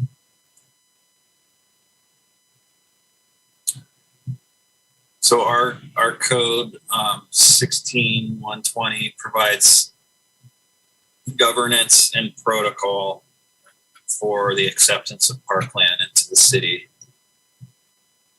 And that's based on the number of dwelling units and an acres factor. And the applicant in this case is proposing land to dedicate over as part of the Emerald Necklace Trail and open space area. And some of you may be familiar with this. The calculus here, if you want to call it that, is 167 units, 2.7 persons per unit, and the acres factor of 0.1 acres. So total dedication requirement of 4.5-ish acres. The applicant is proposing to dedicate over about 3 acres, which would be tract I, and that's the Emerald Necklace Trail area, which would leave about 1.5 acres remaining for SDC payment in lieu of. So large chunk is proposed for dedication to the city to satisfy this 4.5 acres. There's still some left over. Depending on what the appraisal value of the dedicated land amounts to, there might be no SDC burden on the applicant. There may be some, not really sure yet, but be more to come there.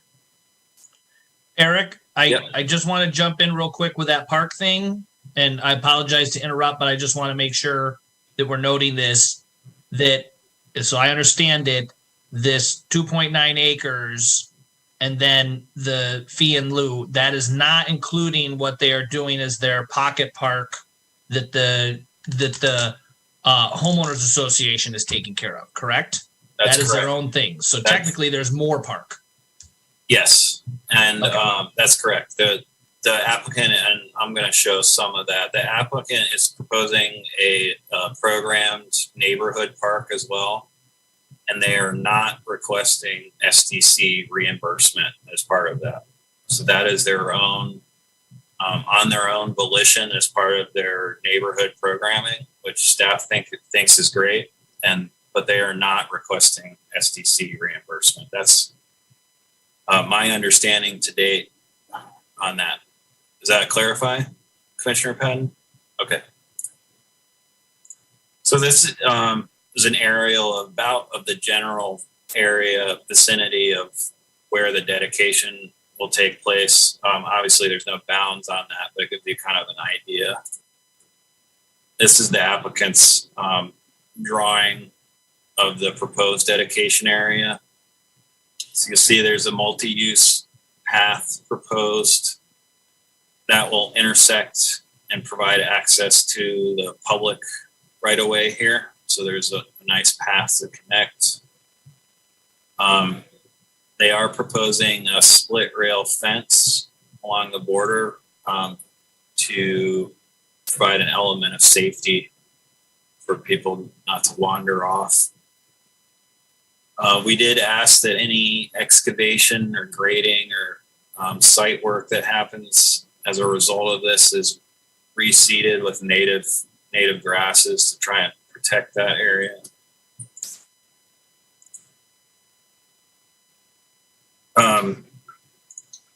These are the 10 factors that the city needs to consider when deciding to accept land or fee in lieu of parkland. This basically is the playbook of whether it makes sense to accept land or to say, no thanks, we'd rather take the SDC money. That's part of it. There's also large portions of long-range planning documents and history with the city's planning department that also inform some of this. I have some detailed findings on this, but I think I'll instead of going into hyper level detail there, I think I'll summarize here and just go down the list.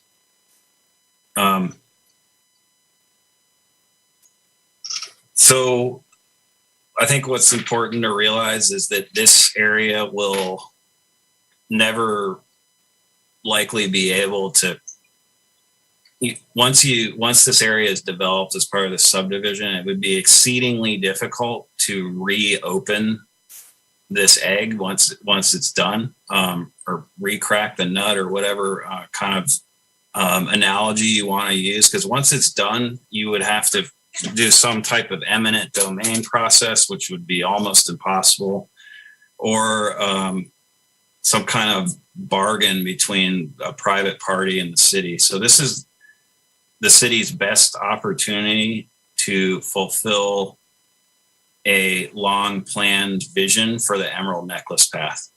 And we already have 2 segments that were dedicated or are in the process of being dedicated over to the west, which were in the Ivy Ridge and Beck Pond subdivisions. Staff believe that this parkland provides beneficial effects to the environmentally sensitive area, which would be the Molalla River. Keeping it in undeveloped open space and minimal impact use is probably the best way to protect it. It's certainly compatible with all of those parks documents. It's mentioned in almost all of them repetitively. Again, this is a long-range planning effort of the city to connect and build segments of this. It also goes a long way to preservation of natural features and scenic viewpoints, watershed environments. I mean, criteria number 5 is almost like it was written for this type of circumstance. It allows viewing of the Molalla River, which is the watershed environment. 6 is also certainly applicable. It's another section of open space and trails. The availability of previously acquired property is an interesting criteria. Staff believe that's largely talking about how easy it was to acquire land in the past. I'm not sure how applicable that is to the SDC fee and lieu's in this instance. So, suffices to say, it's not always easy to acquire land, and once it's done, once the subdivision is done, it's very difficult to go back and then ask for it. It certainly has opportunity for shared use. That's kind of the plan. It's the hope that these will connect someday in the future so that they become part of a bigger park system. There's not a lot of going down to number 9. There's not a lot of opportunity for future expansion of the site. It'll be pretty much finished. There is potentially some additional passive uses that could happen there. More park benches, maybe additional plantings. It's not very clear. And then 10 is also extremely important, the feasibility of the dedication. I'd say the applicant is a willing partner in this exercise. They have indicated that this is something they support and are willing to pursue. And that's can be a difficult piece of the puzzle. So all of these together, and I went through this in pretty fine detail in the staff report, kind of weigh much more in the favor of dedication than SDC payments. It's a unique piece of property. It's not a random swath of land in the interior of a subdivision. So I'm happy to go in more detail if you have questions about that later on, but I was going to go through each of these, but I think I'll summarize instead. This is a little bit of background on the parks planning documents. This is from the Canby Master Parks Plan, and this is the subject property down here. There's always the green line. It's a little hard to see, is the multi-use path trail, and the circles are areas that could be identified for acquisition. The 4 plans on the left hand of your screen all speak towards the Emerald Necklace, some in greater detail than others, but they all support the idea of dedication in this instance. Commissioner Padden, this is somewhat related to your question. I don't want to go into I don't want to steal the thunder from the applicant. This is the neighborhood park that they're proposing as part of this. It's a planned park.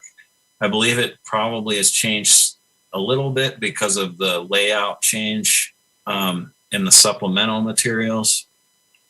But this park, in addition to some other tracts of open space and pedestrian linkages, are all proposed to be owned and maintained by the HOA. So the city will not be maintaining these. I know that was of concern to our Public Works and Parks Department. So I think they were happy to hear that they were not being asked to maintain these.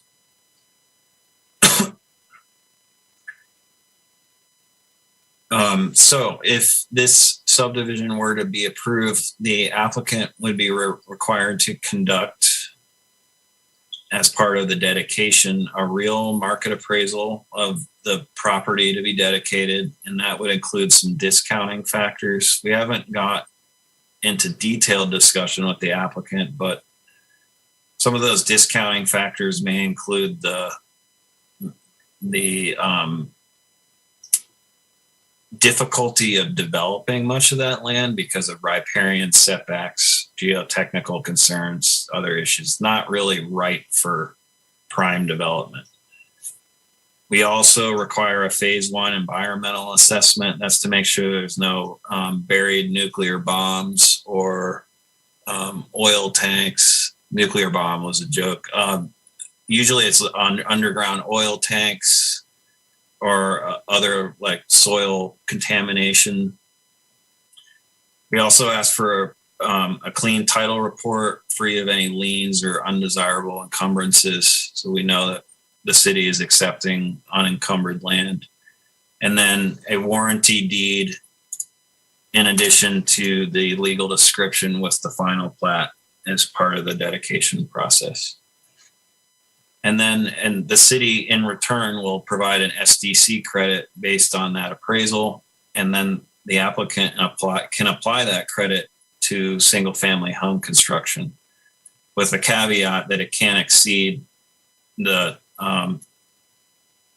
credit cannot exceed the total real market value. So we're not giving extra money once they reach that maximum theoretical SDC amount. That's it, and that's actually in the code criteria.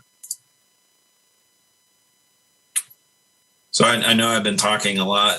It's a fairly detailed project. I'm doing my best to summarize here. I'm now going to talk about the continuance and the change of conditions of approval. So these are the items that came in after February 14th. So as you know, the applicant requested a continuance on February 14th and indicated that Public Works and the applicant team were not in agreement on sewer design. And as a result, the following additional information was submitted to the record. There was staff's supplemental memorandum, the applicant's supplemental letter to you as the Planning Commission, and then Public Works revised conditions. I also asked DKS and Associates to review the revised plat to see if they had concerns on how that would affect their initial traffic analysis. They said they didn't have any concerns. The change didn't really modify how the neighborhood trips would happen. That was included in the record. And then lastly, the revised conditions of approval. Excuse me. So what you see before you here on the top is the old version of the plat. This is just a section of it. On the bottom is the new version. The main takeaway here is that Southeast 17th now connects instead of cul-de-sac. Staff's general finding on that is that connectivity is good. It allows users to go different ways throughout the road network system. The double cul-de-sac was not necessarily terrible either, but because of the sewer redesign, it was determined that this needed to be changed. So that was the biggest change with the plat. I just wanted to highlight that. The lot numbers didn't change, same amount of lots, same zoning, everything else largely the same, just this connection here. Again, this was submitted by the applicant. This is identifying lots requested for lot frontage reductions. This is DKS's verbatim comments on the revised plat, essentially saying that there was no further analysis needed and largely didn't change anything from what was originally conducted. I thought it was important to get their viewpoint on that, though I know that that can be, traffic can be a hot button issue. And then these are the revised conditions. We added 18, and that speaks to alleyway construction. And I think the big change here is the no parking signs. I think the alleyway was always proposed 26 feet, but this conditions it, so it's a requirement. Also, on 30, this is the change to the sewer conditions. So Public Works agreed to redact or remove that portion. So that allows the applicant to proceed forward with their sewer design. And then lastly was the very last condition was about lighting in the pedestrian tracks. And the applicant's engineer showed me some illumination numbers, and apparently 3-foot candles is pretty bright. And And I'm not sure how that got into our code, but it didn't seem, after what I saw from the applicant team, it did not seem appropriate to use horizontal lighting and pedestrian paths at that 3-foot candle illumination. So we agreed that we'll do something that is consistent with Public Works and city engineer instead.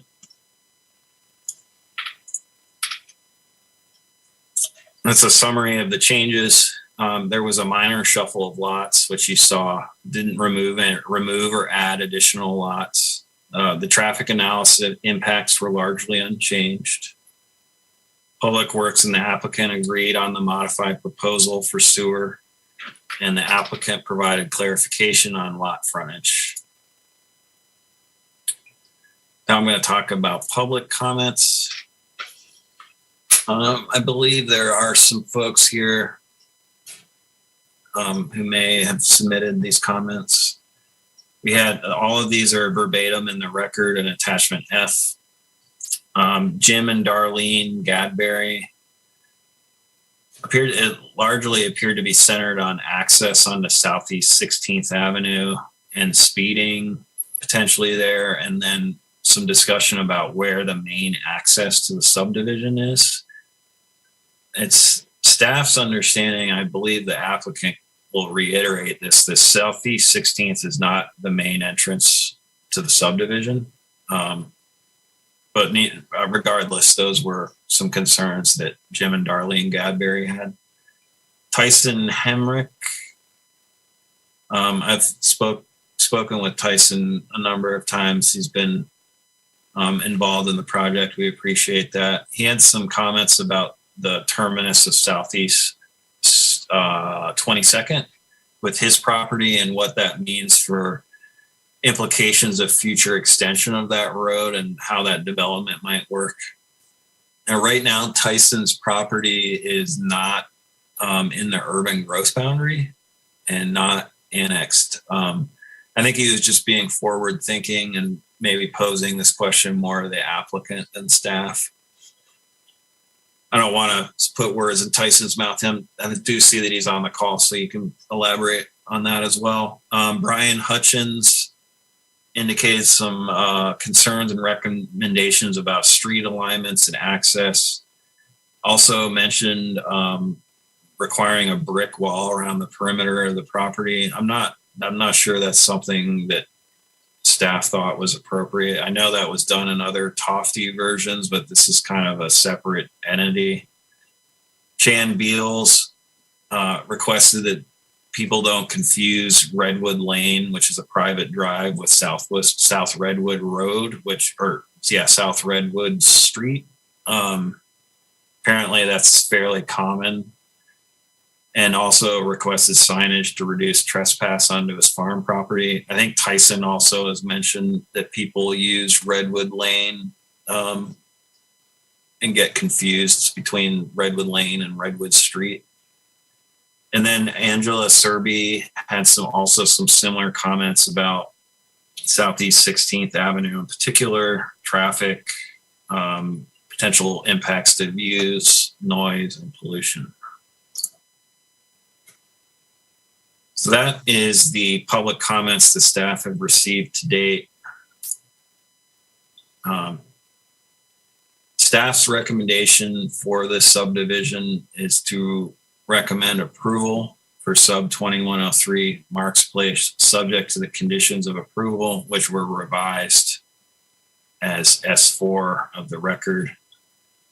And this may be in addition to any additional conditions that the Planning Commission might impose related to frontage reductions, should you approve it. These are some sample motions when we get later on in the process. That summarizes my portion of the report. I'm happy to answer questions as they arise. And thank you for listening through that relatively long presentation.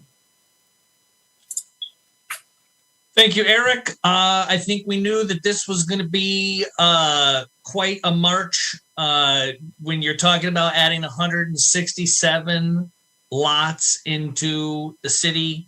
obviously people's ears are going to perk up. So thank you very much, staff, for doing such a thorough job with your report. So with that, I will now move into the questions for the hearing body and staff, or by the hearing body and staff. So this is an opportunity for members of the Planning Commission to ask questions of staff and prep the applicant for what questions we will have moving forward. With that, and I don't know if you've noticed, but I have all of the commissioners listed out, and every meeting I just move you all up. So like next time, Commissioner Jarosh, you will lead us off. But for this meeting, Commissioner Ewert, the floor is yours for your questions. I've got one question that I want to ask to staff. In your discussions with the utility people, about 6 months out of the year, we do not have good water, and 167 more homes drawing down our water out of the Molalla is just going to require us drinking mud for another 6 months. So, what kind of conversations do they address it at all as far as what they're going to do to have an adequate water supply for our city? Yes, so we did consult with Canby Utility, who provides water through Viola Water District.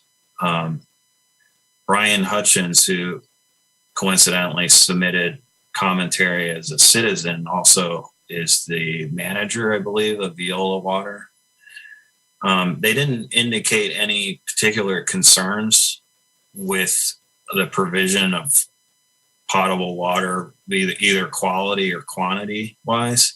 They did have some comments about more about the layout of where water lines were in the subdivision in relation to sewer lines.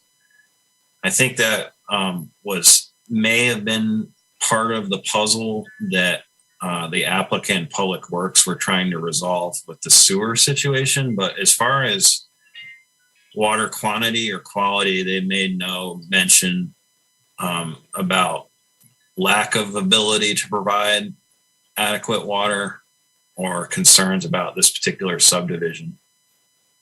Okay, so that's my first question. My second question is, when we talk about not doing any type of wall, is your recommendation not to do any type of wall along Ivy, as we've done separation in the past with other subdivisions? What is your what are you basing that on?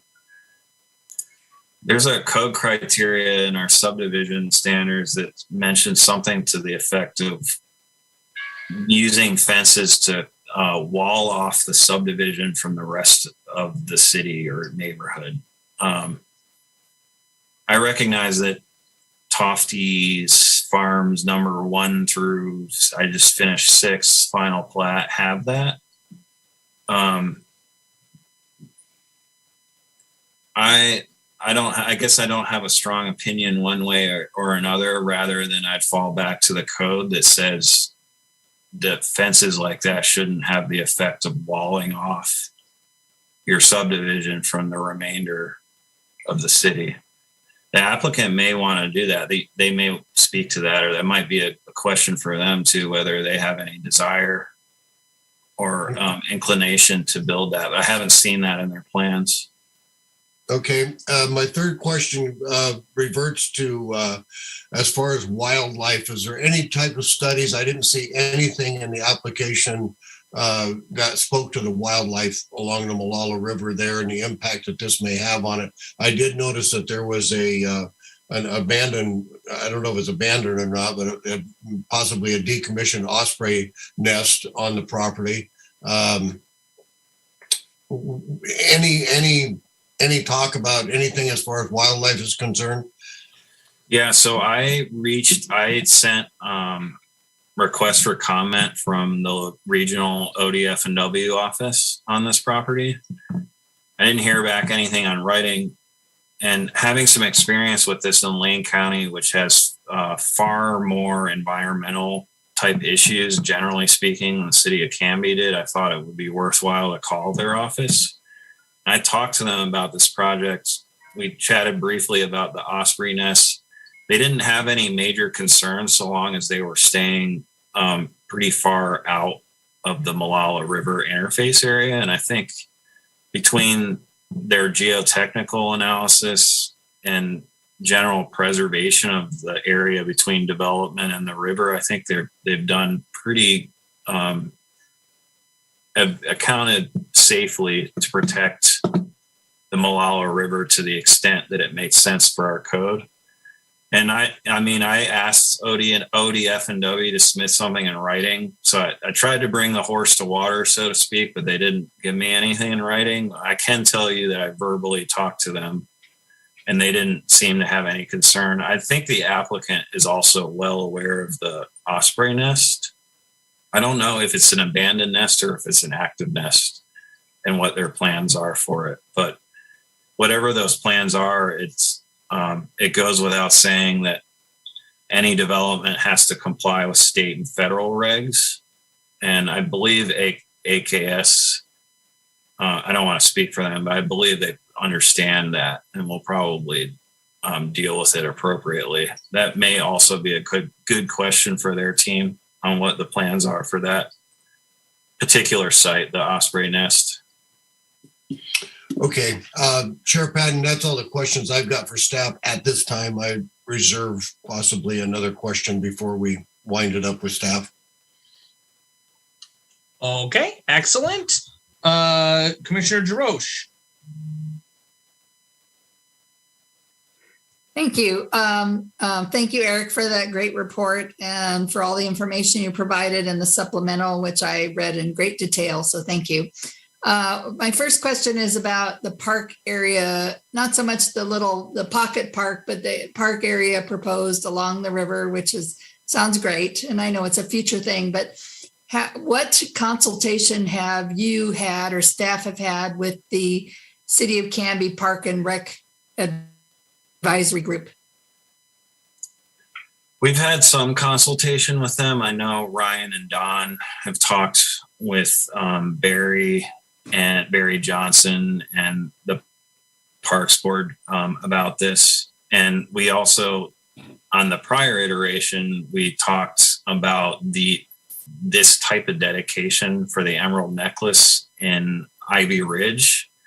And I actually brought some material along with Ryan and Don to City Council on that, and basically some background on why it is that we're looking to acquire these tracts of land. I don't know if Ryan is still on the call, but he's actually the liaison. I don't want to put him on the spot either, but he's the liaison with the board. He might be able to elucidate a little bit more than I can. Yeah, I think with this one, some of the historical concerns from both council and our Parks and Recreation Board was that we had taken on some dedications that were just not really useful for anything. That were embankments along creeks that we gave them SDC credit, but there was really no benefit either to people in the community or anyone else. And I think this one's definitely a little different, and I think that alleviated a lot of the concerns because unlike most subdivisions in town, this applicant is proposing to do their own kind of amenities within the subdivision. And so they're not really asking for dedication for all those pieces. They're really just asking for dedication for a piece of a larger amenity that the city's been planning all along. Okay, thank you. And if I may, I believe that what you're referring to is land that was dedicated over as part of those developments on North Redwood Street. Yep. There was some significant heartburn based on the fact that they said that there was going to be a dedication for parks. They did it, and it turns out that the land that was dedicated is useless. It can never be used for parks. Okay. And people felt like they had gotten a little hornswoggled. So that's where that is coming from. And I think Eric's analysis tonight that's why he focused on that, was he wanted to take you guys through the criteria that are in our code about taking dedications. Right. Yeah, I guess it's not so much a question, but recently, as part of our Heritage and Landmark Commission, we've had some discussion with the Confederate tribes of the Grand Ronde about indigenous activity in the area. So maybe that's something for me to just bring up with the Park and Rec as things get developed. That's something to be considered, in that specific areas.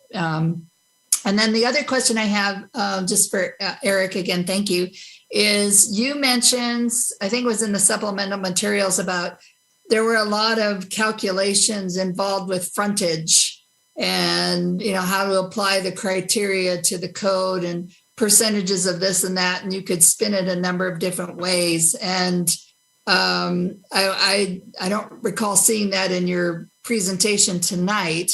And for me, it'll come up again later, but is there anything else you want to add about that? As your I thought was a very thorough analysis about, how do we assess, the frontage issue, not issue, but the frontage, maybe criteria that's been presented. Sure. Before I talk about that, I think it would be wise prior to any site work on the property to notify SHPO on this property, especially its proximity to the river. Yes. And if there is indeed any indigenous or other historical items or sites of value, their typical stop work order, et cetera. I mean, you're familiar with that, Commissioner DeRoche. So, and I think AKS, having done a lot of work in Oregon is as well, but I think that's something we could probably fold in as an additional condition just to ensure that there is consult with SHPO. And then on the latter portion, I think there is a lot of ways to skin the frontage cat, to use the term. I think it would, I've talked to the applicant about this a decent amount. I would also like to hear what they have to say a bit on what they believe. I mean, I think where you're going with this, and this is where I was struggling somewhat, is that frontage in definition is the land that abuts public right of way. But there's also frontage that is where your driveway is. And then there's, like on a corner lot, there's other frontage. And I'm not sure if it was talking about just the frontage where your driveway is, or if it was talking about all of the frontage together. But the strict read of the code would say that frontage is all of it. And I was wrestling with that a little bit. I mean, the problem really is that this was not it probably could have used more than a sentence, I think, in the code. Because that's all that's given to us to evaluate, or really for the Planning Commission to evaluate. I think the applicant, in fairness, has provided a lot of reasonable and objective information about what this means and why Planning Commission could grant it. I don't think it's wildly out of character or a massive overreach. But it is unique, and it's not something that I believe has been done in any time in the recent history with this body. So those are, that's what makes this a little bit more special than other requests. So I don't know if that helped or if that further clouded the issue, but I appreciate your comments there. Thank you. And that's it for me. Thank you.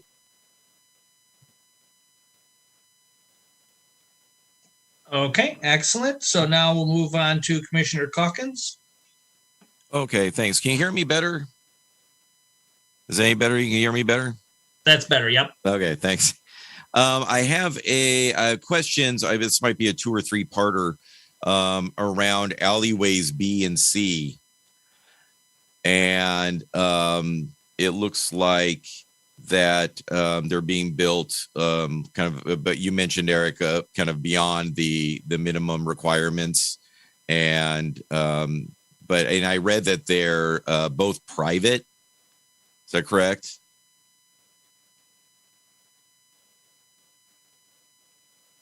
So if those are both private, so I guess knowing that they're both private, my questions are kind of when a applicant developer chooses to make their alleyway or street public or private, is that permissive? Can they just decide to do that and the city is okay with it? What are the rules around that? I scoured our code and the planning, the public works design standards, and couldn't really find the answer to this. Is that a permissive thing? And then in your experience, for staff's experience, why would a developer choose in general? What are some reasons behind making something like that private versus public and vice versa? I think it's a great question, first of all. Thanks. Yeah, it would be useful. Sometimes I would like if Public Works were on these calls, because this is somewhat leaving my realm, but I'll say that the vast majority of alleys in the city are private, and they're planned to be private. And I think there's some advantage to that in that the applicant can design has less constraints on what they have to put there. They also have more control over the maintenance of it or lack thereof. In this instance, I don't know if there's really a strong advantage one way or another. I mean, they're almost built to, they're approaching being local streets, but they're not. I think that's really probably one of the big points, is that they don't want the applicants typically don't want to have to build these out to 34 feet wide sections of right of way. In this instance of the alleys that I've seen, these are better alleys. They're wider. They still have sidewalks. Are all private streets ideal? Probably not.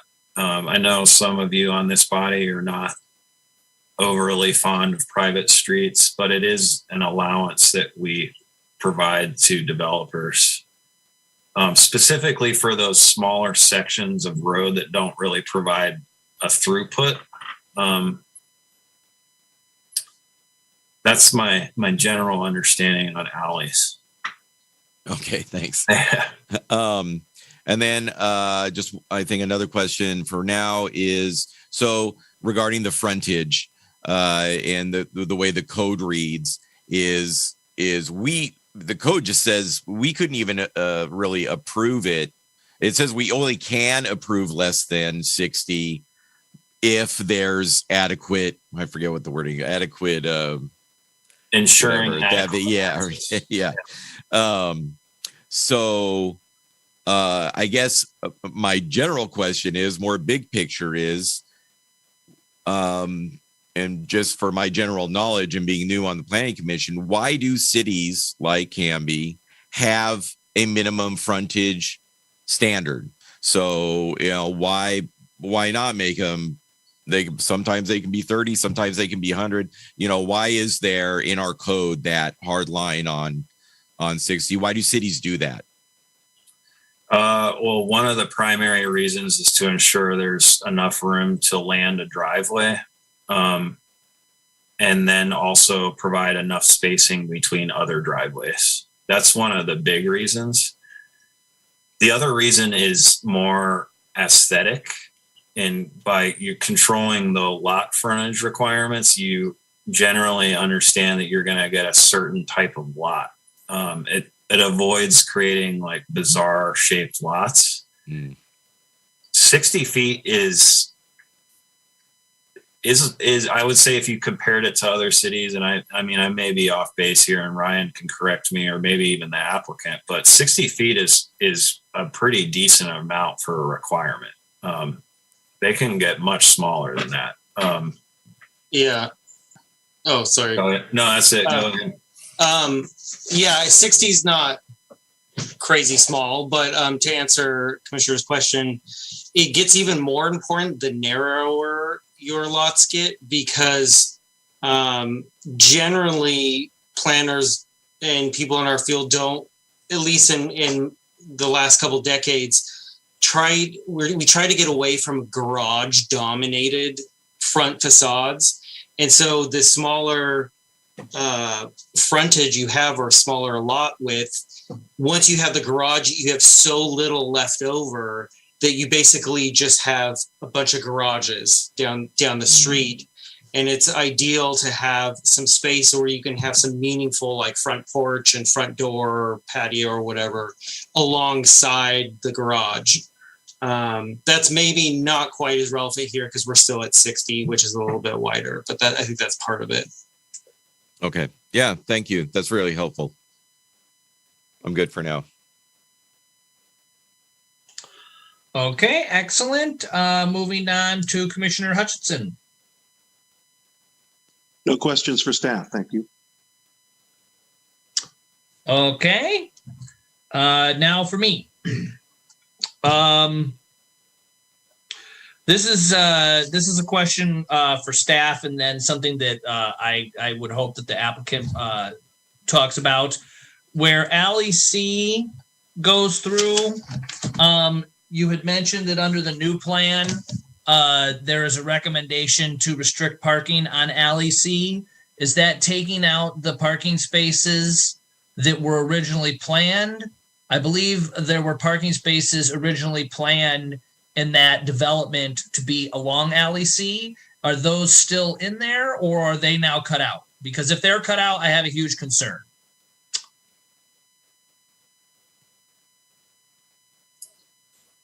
So the revised preliminary plat talks about tract F, which is contains Alley C, and the note still indicates parking as part of that. So I don't know. The detail was not provided to me, but the note still says that there's parking provided. So I'm assuming yes, and I'm certain the applicant can answer that question for you. Okay, perfect. I also just want to throw out if it would make sense because of that frontage to have some sort of pedestrian access that connects through Alley C onto the sidewalk onto Ivy Street to help with pedestrian flow through that area. There might be some questions regarding sidewalks through the alley, but because I know there aren't any. But I think that a pedestrian hookup there would make sense. Let me keep going here. I do have concerns regarding the frontage, but I'll wait for the applicant to talk about that. I do agree with you that there needs to be some significant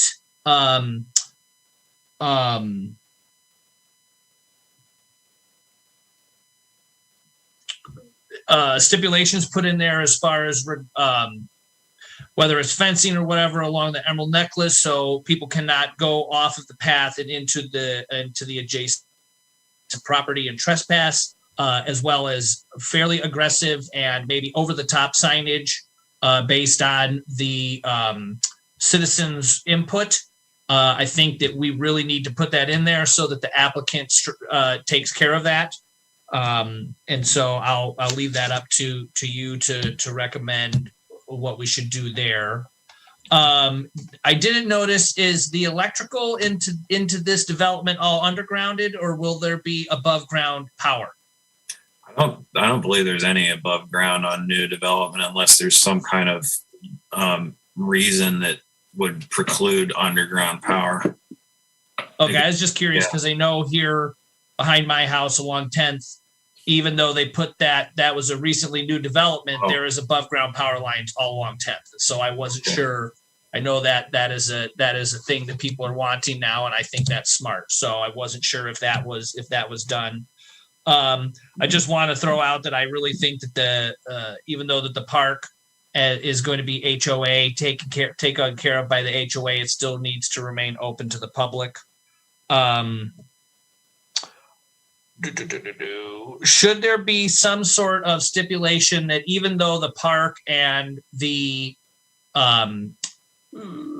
green space along the entrances to the Emerald Necklace are taken care of by the HOA, I just feel that there should still be some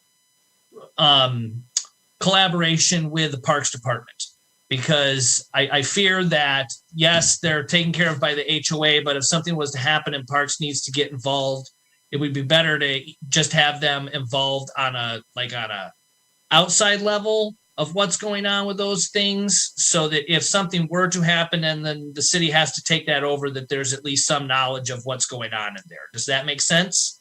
Yeah, we staff and the applicant talked about some shared maintenance agreement potentially for the Emerald Necklace Trail area. We haven't gone far down into the details. I know that an applicant, I don't want to speak for the applicant, but from my communication with them is that they are pretty adamant about good maintenance of their subdivisions. So I can only trust that that's the case, but I'm going to let them talk about their maintenance levels. I do think it's not unwise to open up the door for shared potential, so that if one party lags, the other could hopefully step up instead. But I also know that from numerous conversations with the Parks Department that they're not champing at the bit to take on additional land to maintain. So the more that the HOA is willing to do, I think is exciting for the Parks Department. Okay. So with that, I believe that's all the questions that I had. I have some other things that I will talk about in deliberation. So with that, is there any other questions from the commission based on what we've talked about? Commissioner Ewert, you had wanted to be put on the bubble? No? Okay. So with that, let me just double check that I'm doing this right. Staff report questions. So with that, I'm going to open up the public hearing. The applicant, as mentioned, will have 15 minutes to present. And this is for anybody who plans to speak. Again, make sure that when you start to talk, that you give your name and your full address and what your purpose for talking is, as far as how you're related to this project. Make sure that my beautiful shining face is right in your screen, so that way you can see my little timing cards. And just as a reminder, this is how much time you have left, not how much time you've used. Otherwise, we'll be here till midnight. So with that, I will go ahead and turn things over to the applicant. And as soon as you kick us off, I'll start your 15 minutes.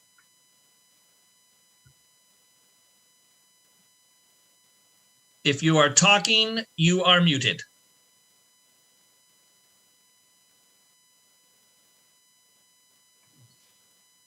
Hey there, sorry about that. I couldn't get my unmute button. Can everybody hear me okay? Yes, we can. All right, well, good evening, and thank you for your time this evening. My name is Marie Holiday with AKS Engineering, and for the record, my address is 12965 Southwest Herman Road, Suite 100. And up for your consideration this evening is the Marks Place subdivision. This project is a culmination of efforts on behalf of the applicant, Polish Homes. And tonight we have Anna Bozich, Jerry Jones, and Corey Bittner, who we'll hear from shortly, as well as the applicant's legal counsel, Mike Robinson. And here with AKS tonight, we have Mimi Dukas and Trevor Sinkelma providing technical service for the application. We appreciate the commission's patience granting the continuance and the opportunity to work with staff to reconcile the conditions of approval and come to a solution on sewer. Both the applicant and staff submitted letters into the record discussing the infrastructure issues and solution in detail, including the specifics of the revised plat, and we can get into that further. Eric described the project well, so I'll try and stay brief and do my best to skip redundancies. The project is generally located in the southeast portion of the city of Canby, south of 13th Avenue, east of South Ivy, and north of the Malala River. And the Marks Place subdivision includes 42.5 acres. Here's a vicinity map to provide a bit more locational context. As you can see, the urban growth boundary and city limits are now at the south bound of the subdivision. You can see the site is east of Hope Village and just south of city amenities such as schools and community centers. And Eric went ahead and talked about the development concept plan that was approved. A little more detail, it was recommended a 4-0 approval by the Planning Commission on October 11th and approved by the City Council's second reading on December 1st. The DCP involved 70.5 acres, though only 42.5 acres were annexed and intended for Marks Place. So you can see that there, the gray hash is not included in the subdivision. And this application is the next step in the process to provide needed housing, and it's significantly in line with the approved DCP as Eric discussed. And before you, here's a conceptual design of the Marks Place subdivision. And again, it's in substantial conformance with the approved DCP. You can see here this cul-de-sac has been removed and replaced with a public right-of-way. Generally, the main entrance to the neighborhood is from South Ivy Street, including monumentation and open space leading to the community park. The park will be easily accessed by existing and future residents, and in total, 4.5 acres of open space is planned for public use, including the Emerald Necklace Trail running along the Malala River. And a complete internal transportation network provides the east to west connectivity without providing a racetrack effect. And there's pedestrian connections to the north existing residential subdivision, and all of the local roads provide parking on both sides. I'd now like to invite Corey with Polish Homes to give a brief introduction, and then we'll go ahead and share a flyover rendering of the site. So why don't you go ahead, Corey? Thanks, Marie. Thank you, Eric. Thank you, commissioners, for being here tonight. I know it's been a long night, so really appreciate you guys hanging in there and getting all the details on this one. I just wanted to touch this community is really important to us. It was over 2 decades ago when our founder, Dennis Polish, really birthed Tofty Farms into the city of Canby. And we had a vision to continue this community. And this has really given us that opportunity. So we're honored to be here, to have that opportunity to continue that vision, continue that community. I think what you'll see with this video is that we really don't have any interest in coming in to cities and just building straight subdivisions. It's our motto to create community, and that's what we want to do here. And we're very much interested in continuing to be involved with Canby. We've got great working relationship with the staff, which we really appreciate. And that relationship is growing, and we're committed to Canby.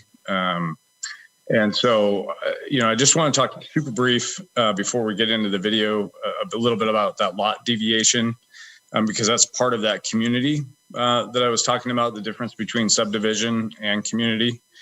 Straight subdivision, we could have come in and just did all straight 60-foot lots, gridded it out, just had lots and streets, and that's it.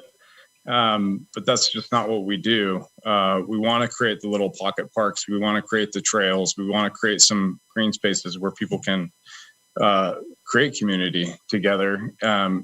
It also creates some interest with the housing so that there's some diversity in architecture, diversity in products, diversity in incomes, and what people can afford, because you can do different size houses. You can do 1 stories and 2 stories. And so that's really why we come with that deviation. We have no interest and no plans to do any kind of snout houses. That's where they were talking about the garages in the front.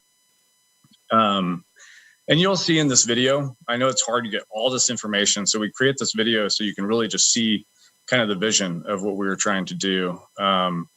So you'll see some of the fences. I would pay attention to, because that came up, fences and walls. And then one last thing before we hit the video click there is just the maintenance agreement with the parks. So it is shared, right? And so the language in those shared maintenance agreements is that if either party really fails to fulfill their obligation of maintaining it, ensures the community that it will be maintained. So wanted to touch on that. But anyway, this video, we created this video so that after all these details and slides, you ultimately can get a vision of what it looks like. But thank you again for your time. Thanks, Corey.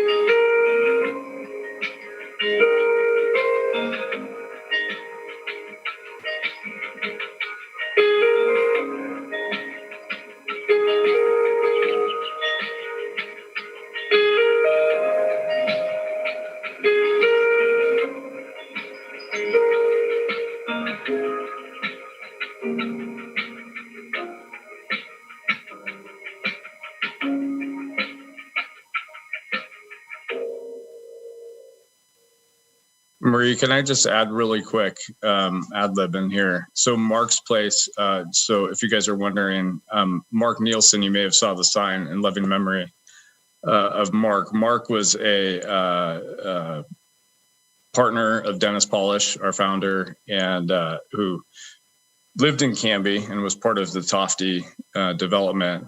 And he tragically passed away hunting in an avalanche with Dennis. And so this is in honor of him and his family. And so that's where that name comes from. Great, thanks, Corey. So as illustrated in the flyover rendering representation of Mark's Place, the subdivision includes 167 lots and 4.5 acres of open space. You could kind of really see how those pedestrian pathways come to life and are landscaped, resting places, really significantly. Polish is very passionate about their open space. Extension of sewer, water, and franchise utilities throughout the site. Again, dedication of right-of-way, including a portion of the roundabout on South Ivy Street here you can see, as well as completing 16th and 17th Avenues, widening those out and providing those full street improvements. And then the subdivision also includes the 2 private alleys to be owned and maintained by the homeowners association here. So the Emerald Necklace Trail is a city envisioned adopted trail in the Parks Master Plan, as Eric and Ryan both spoke about. And so it's a 3-acre public open space with an improved quarter-mile trail along the Molalla River. You saw in the flyover, there's split rail fencing along the extent of the public access. The east side of the trail is routed internal to the subdivision based on neighborhood feedback, and the west side of the trail is stubbed to that property line for future connection.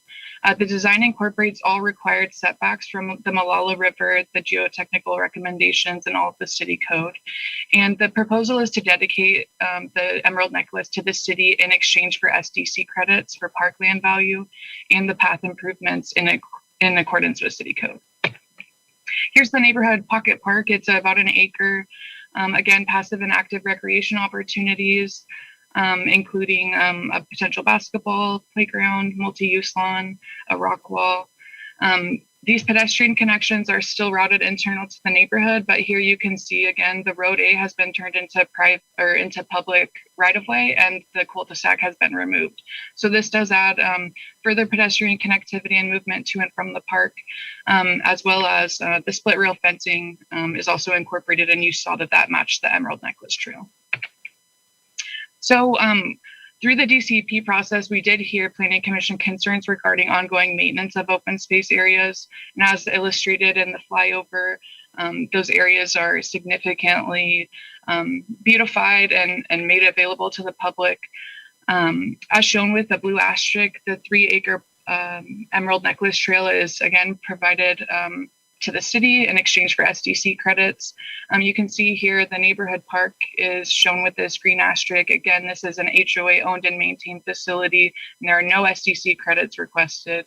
And then the other open space tracts are also planned to be HOA owned and maintained with no requested credits.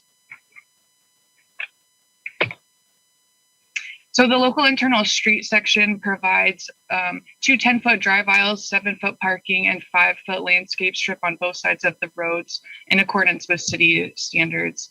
The existing local streets are extended into the subdivision as required by code, and new streets are improved to provide adequate access to new homes, including the 16th and 17th Avenues.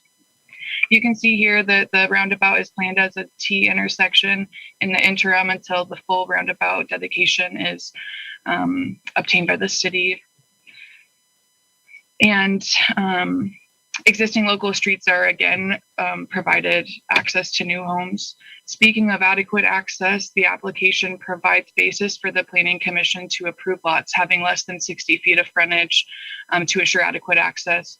And we've had some discussion on this. What we interpreted this standard to mean is access to and from each lot with safe and appropriate driveway drops and adequate on-street parking. So as you can see here on the screen, the R1.5 lots are not applicable to this standard. It's only applicable to the R1 zoning. Lots shown in white are greater than 60 feet, and lots shown in yellow are less than 60. That only amounts to 31% of the lots, or 47% of the lots that we're asking to deviate from that standard. And Eric did provide some details around that. Again, some of this deviation is only 2 to 4 feet. Mostly these lots are provided 49 to 55 feet of frontage. So just to get a little bit deeper into this, smaller lot widths don't allow an increase in density. The city of Canby's density is a function of lot size, and in the R1 zone, that's 7,000 square foot minimum.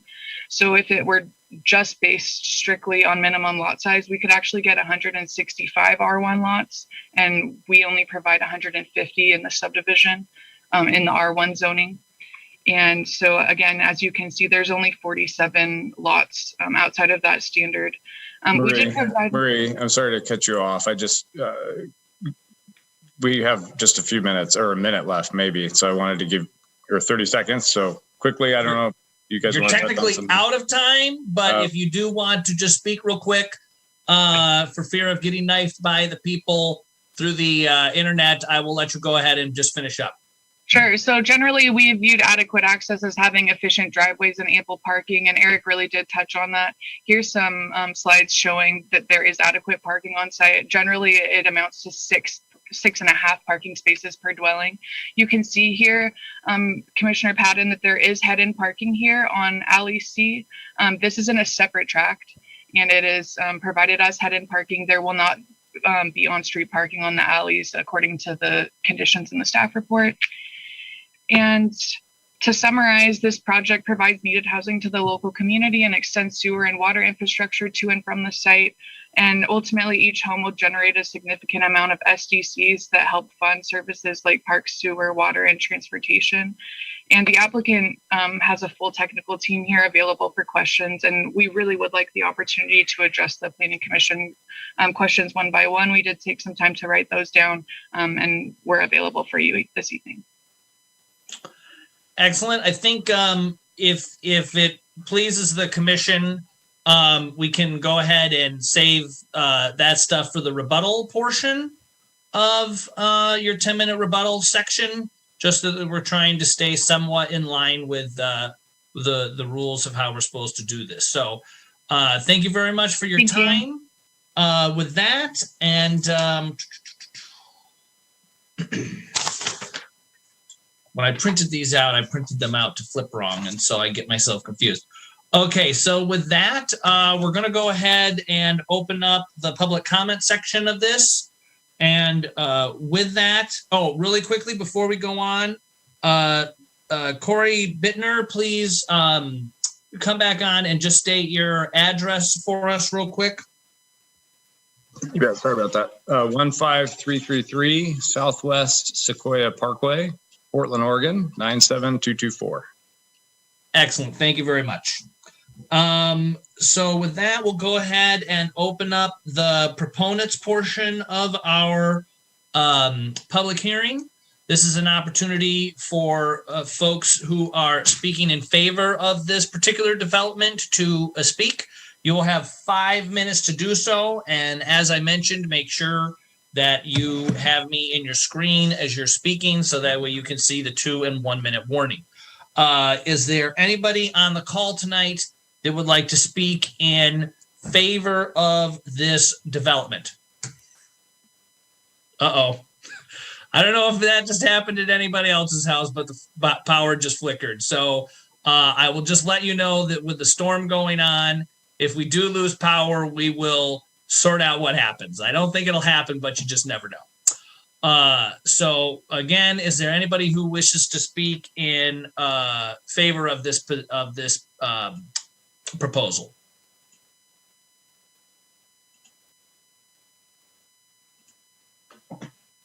Going once, going twice. We will now move into those that wish to speak in opposition of this proposal. If you would like to speak in opposition, we're going to try and keep this as orderly as possible. If you have the ability, we'll start by, if you'd like to speak in opposition, please raise your hand in your little window so I can call on you. And if you don't know how to do that, unmute yourself and let me know that you would like to speak in opposition.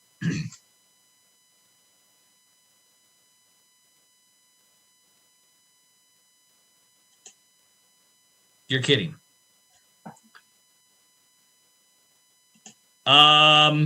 Okay. Oh, wait, no, we do have one opposition. You have a website as your name in your screen. So go ahead and introduce yourself, name and address, and I will start your 5 minutes.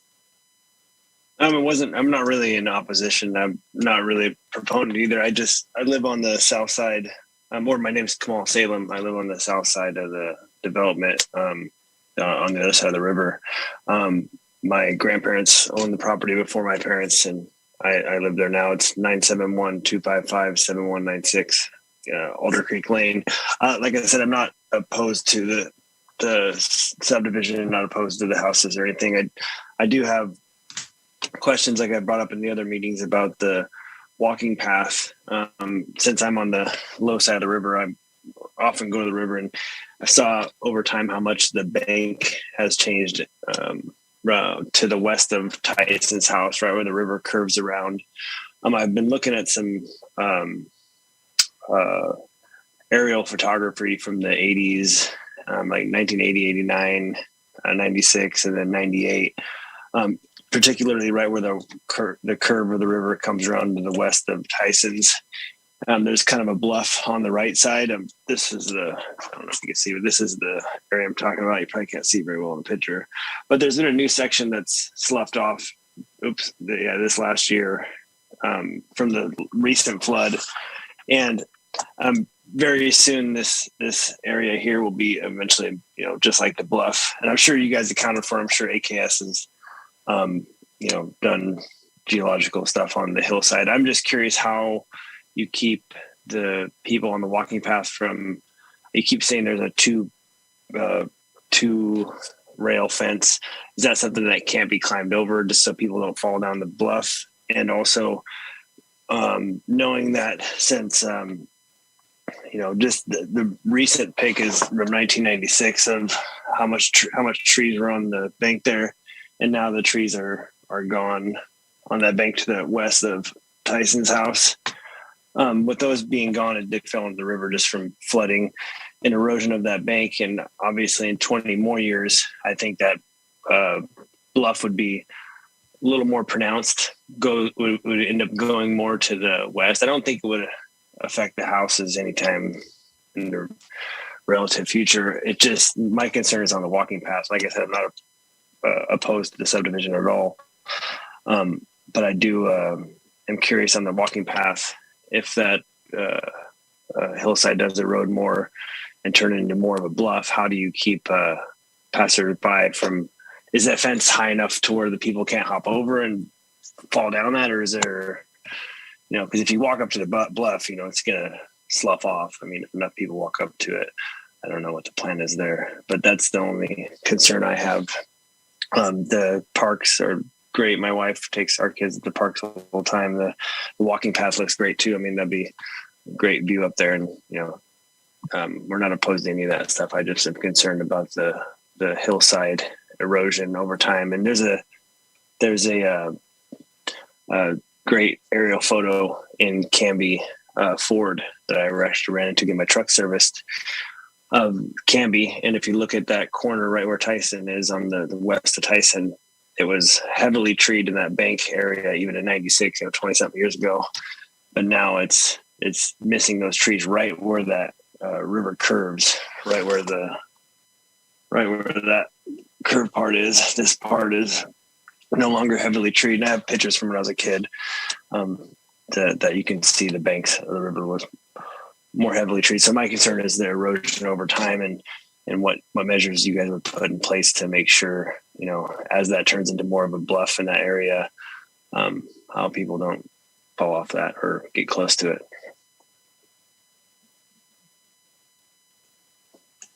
Okay. And I think the applicant will address that question in their section of the rebuttal, and we'll loop back around to that. Thank you very much, sir.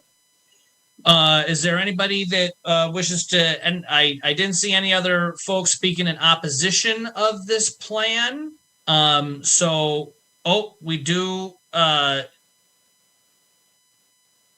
I've got a hand raised here. Go ahead and state your name and what your position is and your question. And you're muted. You're muted.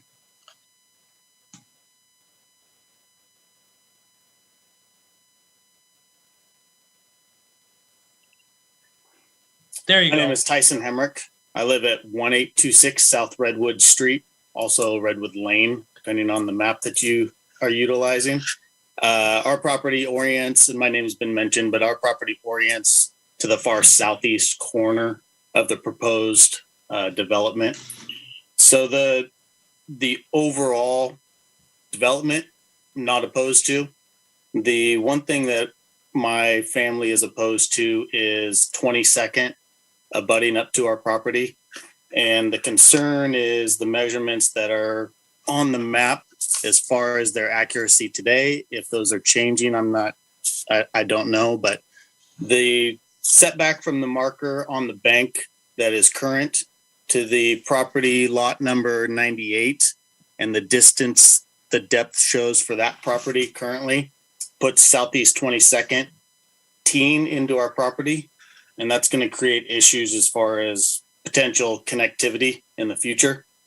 And so our objection is to propose a change and making that corner of the development into a 90-degree turn, and then bringing in the possibility of either 17th or I don't know what street it is on the map, but the street between 22nd and 17th as a potential connectivity, if that's a requirement by the commissioner and the planning commission. Our preference, obviously, because of trespassing issues, and we already have difficulty keeping people from trespassing on our property, and this is going to exacerbate that tremendously. We would love to not have any connectivity there, but I know that that's kind of that's probably not for the betterment and the good going forward, looking at future plans for the city. But that is certainly a concern, that to avoid any sort of issues going forward in the future, having the city have to enact any sort of eminent domain pending those measurements, that 22nd Street, as far as I could tell and measuring it out, appears to run into our property. So that's certainly a concern. Depending on the image that is proposed on the screen, and I'm looking at a small screen, so I apologize, and I could be off base here, but the walking path itself, all of the requests have been met by both the developer and the city in terms of connecting that walking path short of our property and running it to the north into the neighborhood up to 13th, so that it is able to have some connectivity in the future. The question I have is, when that path makes that 90-degree to turn north through that alleyway, does that path actually truly have an end point right there? Or will there be a path that then continues to our property, again, kind of inviting trespassing there, regardless of a fence being up, is a concern. So we would like to see, if possible, that path terminate with that 90-degree, connecting it into the neighborhood, so that it doesn't have a T intersection there that would continue then east and then dead end up against our property. That space is open, and that would invite people to cross through our property and try to find river access. So those are going to be issues. I know I'm short on time. A couple quick things. The vegetation on that slope definitely needs to be addressed. There's zero vegetation on that slope, so that would be something that we would like to see progress being made on. As far as, forget which commissioner mentioned it, but the osprey nest. Osprey nest is active. Currently, there's no birds in it today, but they will be here this spring. They have moved to our property here recently to last year, due to farming implications there, but they may return back to that posting. So as far as wildlife impact, that's certainly something that we would also like to see attention be brought to, either move that out towards the river for the birds, or to enable them to have a resting place as well that's resembles what they have now. Thank you.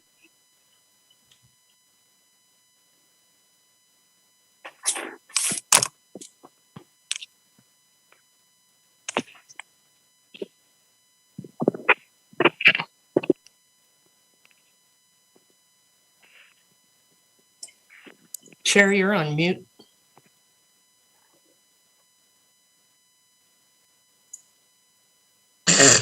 I was muted. I screwed my own self up there. So thank you very much, Tyson, for that input.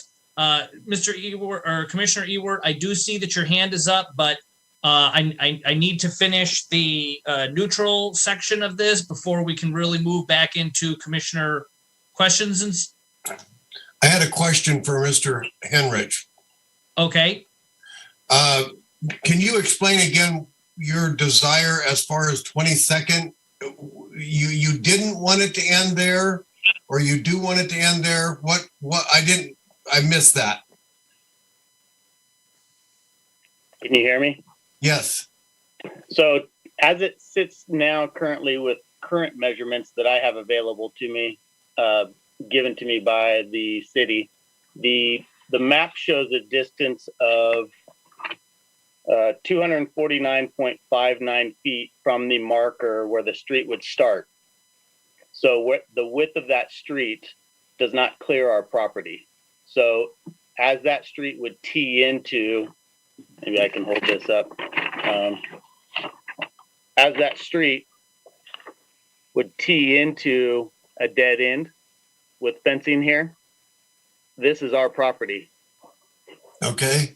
So you would lose any ability to have any connectivity for future development into who the Beal family owns predominantly most of that farm field to the east of Redwood Lane. We own a small parcel in that far southeast corner abutting up to the proposed development.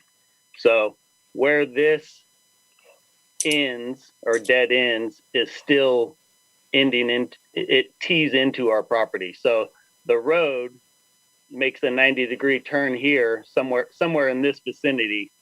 Our driveway, essentially Redwood Lane or Redwood Street, but Redwood Lane makes a 90-degree here, and our house is up here. And right. So where this road would end, it could potentially, create a lot of issues down the road. So for connectivity purposes, 17th, and again, I'm not sure of the street number. I don't have it in front of me as far as print, but the street that is between 22nd and 17th that runs east and west as a possible solution to having that be the connecting road or the opportunity to have connectivity in the future is something that we would ask the commission to consider and the planning division to consider. So what you're saying is you think 22nd going into Redwood there, you think 19th Street should come straight across? Well, our preference would be to. Okay. Hold on a second. We've got to try, and I appreciate this dialogue, but we have certain rules that we have to follow, and I at least understand where you're going with this. Okay. The applicant has to be able to be given the opportunity to rebut what they have heard. Commissioner Ewert, if you have more questions when we get into the deliberation part, we can circle back on that. But I really got to try and keep us on task with this, with how much time people have to speak on this. So again, Mr. Hemrick, go ahead and stick in there. I imagine you'll be on here. So if we have further questions, we can go ahead and circle back to you. But otherwise, I'm going to get us back on track with anybody who wishes to speak in a neutral way on this particular proposal. And if you do, please either raise your hand or unmute yourself. And then if not, we will go ahead and move into the 10-minute section for the applicant to go ahead and rebut these questions. Is there anybody for neutral?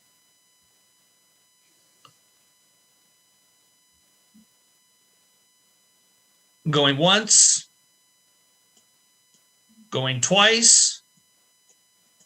Okay, with that, we will move into the 10-minute allotment for the developer, or for the applicant to with their rebuttal. Let me go ahead and get you up time here, and you will go ahead and get started as soon as you start speaking. Thank you, Commissioner. My name is Mimi Dukas. I'm with AKS Engineering, and I'll be going through some of the questions you and the public have provided tonight. And I'm joined by Mike Robinson, legal counsel for Polish Homes. We really appreciate the questions from the commission. It helps us understand what is really the thought process for the commission, and it gives us a chance to answer those questions before you go into deliberation. So thank you for that information. So you provided a variety of questions. I'm going to bounce around a little bit to make sure that I get all of them. First, we heard a question about the quality of the drinking water and the quantity that is available. We did coordinate with city staff as we were working through the very beginning stages of the project, and there were no concerns raised about either quality or quantity of the potable drinking water that's available. There is an adequate supply. There were questions about the community wall that might go around the project. The walls are really primarily focused along Ivy Street, and we are planning to provide a similar wall to what you see in Tofty development to the north along Ivy Street. Just along Ivy Street, the rest of the community, if we were to put in walls, it would create those barriers that Mr. Fossil pointed out, and that is not desirable, or is it in compliance with your development code. There was a question about consultation with the Parks and Rec Board and SHPO. We are well aware that state law requires us to notify SHPO if there's any inadvertent discovery of any Native American artifacts, but it's not appropriate to proactively notify SHPO absent that discovery. So we will comply with the state law in that regard, and we'll certainly take that quite seriously and follow the law. We had a question about the private alleys. The alleyways are currently shown as private. We did discuss with city staff about whether they could be public. They are private because that is the general preference for staff as we understand it. Fundamentally, there's really not, most of the public will not realize the difference between public and private. It's a slight difference in construction, but the primary difference is who is responsible for the maintenance. So in this case, the homeowners association is responsible for the maintenance of those alleyways instead of the city of Canby. So those are private. Marie pointed out that it is really the parallel parking that is restricted on those alleys per the fire department. The head-in parking stalls that she pointed out in the presentation will remain. So there is still good access to guest parking in that location. There were questions about the Emerald Necklace Trail and how that edge treatment to the bluff is treated. What you see before you tonight is a preliminary design. We'll continue to work with the Parks and Rec Department on the final design for that facility. We know that fencing will be required along the bluff. Our initial design is for split rail, but we will work with the Parks and Rec Department on what that final design will be. For park maintenance, Corey Bittner pointed out that we have had conversations with Parks and Rec staff about how that Emerald Necklace will work. Fundamentally, it will be a public park, but Polish has very high expectations for maintenance of those open spaces. So what we've talked to city staff about and committed to is creating a maintenance agreement so that Polish Homes and the HOA will do the maintenance of that park. But if the city is not satisfied with their maintenance, they can do their own, so that there's a check and balance. We're both making sure we're living up to high expectations, and it's a joint effort on that. Belt and suspenders, as some people like to say. There were questions about the sloughing of the bluff, and I think everybody recognizes we have done significant geotechnical testing across there. That's why you see the setback map that Eric showed, that we are complying with not only the required local setbacks, but we've also got geotechnical setbacks. There was great study that went into establishing that setback, and that ensures the public safety, and that we're designing to allow for any changes to that bluff that may need to happen. In terms of the trail and relationship to Mr. Hendrick's property near lot 96, again, the trail design is what we are currently proposing, and we heard Mr. Hendricks both through annexation and neighborhood meetings. The design does not lead people to his property. So we're trying to honor his request in that regard. But ultimately, we need to make sure that Parks and Rec Board approves the design. So this is what we are proposing, but they have the ability to override that ultimately. For the location of 22nd Avenue, Mr. Hendricks never has to develop his land if he doesn't want to, but this design allows for a public street extension should that happen someday in the future. It never has to happen, but if it does, then he's got legal access to the site. If we move it north, his land will be landlocked, and that's not what our state planning rules guide, and it's not what we want in good community planning. So that's why the design is the way it is. The land to the north has access through Redwood, so it already has access today.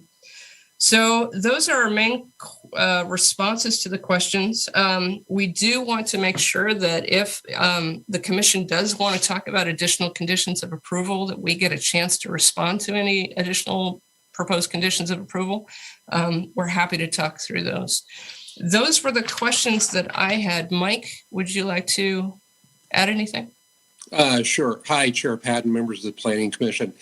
My name is Michael Robinson. I'm a land use attorney with Polish Homes. My mailing address is 15333 Southwest Sequoia Parkway, Unit 190, Tigard, Oregon, 97224. So, and by the way, this is the first time I've worn a hearing to a land or tied to a land use hearing in about 3 years. So I just have a couple of things to add, and we appreciate everything that our neighbors had to say tonight. We appreciate the staff report, and most importantly, we appreciate the questions the Planning Commission asked. So let me just say these couple of things. Your decision is based on the approval criteria, and the good news is you've heard staff tell you that we've met that approval criteria. But they also said one other thing. This subdivision is based on the DCP that both the Planning Commission and the City Council approved, and so we're happy that we had that initial work with the Planning Commission and the City Council because it helped guide us to the subdivision, which staff has said meets the approval criteria. I want to reiterate what Mimi had to say about SHPO. I've had the privilege of working in Oregon land use for the last 30 years. There aren't conditions generally requiring coordination with SHPO. There is, as Mimi said, state law requirements that if we have a discovery of Native American artifacts, we have a duty to stop construction and notify SHPO, and we will comply with that. And the last thing I want to mention, thank you, I see 2 minutes. The last thing that I want to mention is what Mimi said. You could leave the record open as you deliberate and as commission asks questions, so that if you have questions for either Mr. Hemrick or the other person who testified or the applicant, you've got the ability to hear from us. And as Mimi said, we would like the ability to respond to any new conditions that you might propose. So we thank you for your time tonight. We hope you'll follow staff's recommendation to approve this application. Thanks very much for your time. And one more question that came up was about the osprey nest. We are aware of it. Relocation of that will follow ODF&W guidelines, and relocation will happen in the non-nesting season. So there are protocols to follow for that, and we will do that. Thank you. Okay, I think we got through pretty much all the questions. One that I had was whether it's appropriate to put a pedestrian connection between the alley and the sidewalk on Ivy Street. I think we are open to that. You're saying tract I near where the head-end parking is located along the alleyway? Yes. Just do a little ped connection? Yes. Yes, I think we can accommodate that. Okay. I think I went down through the list here, and I believe that was pretty much all the questions that were put forward. Eric, or oh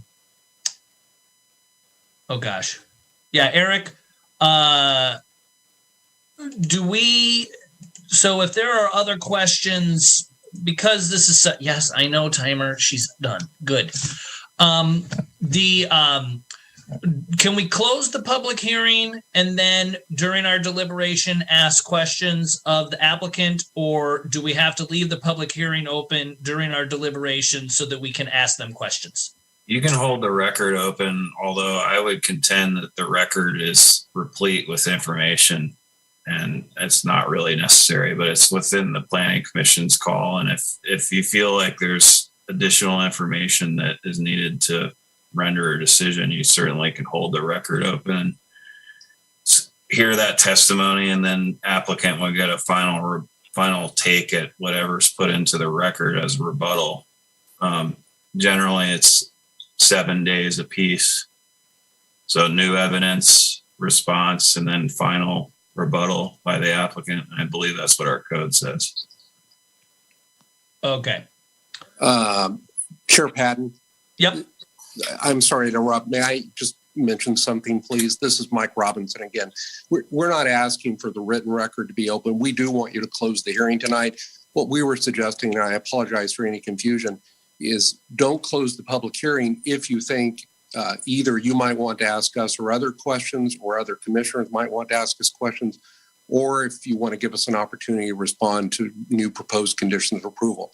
But we're not asking that the hearing be continued or the public record held open after the conclusion of tonight's hearing. We're just suggesting a way that you can ask us questions if you'd like to do that. Thank you. Okay, so that goes back to my so I have a feeling. So I'm just going to take a pulse of the planning commission members. Do you feel that there is going to be some questions that we are going to have that is going to significantly change what this looks like? Is that right, Eric? Am I dancing around the fire here? I mean, I think Mike's correct in that this can probably be resolved tonight, yes, unless there's some kind of drastic deviation from what's been discussed. I think, selfishly, my preference would be that we are able, the applicant and persons that have spoken are able to resolve their issues. If any additional conditions are imposed by the planning commission, that the applicant gets a bite at that apple, and then you as the commission are able to render a decision. The problem with holding the record open, or the written record open, like Mike said, is that it becomes, this process gets longer. Okay. So it's up to you, though. Can I close the public hearing and we go into deliberation? I keep it open for now. Keep the public hearing open. Okay, that's what we're going to do then. Thank you. So with that, we're going to leave the public hearing open, but we're going to move into our deliberation. Correct? Okay. Very good. So members of the Planning Commission, first, I just want to speak. Normally I speak last, but I can see the train heading towards the wall on this street thing that Mr. Is it Hemrich? How do you pronounce your last name? Hemrich. Hemrich. Okay, that Mr. Hemrich is bringing up. So here's the deal. This development is part of a much bigger plan, and I can appreciate his sentiment regarding not wanting this road to dead end into his property, because he, for the reasons that he has laid out.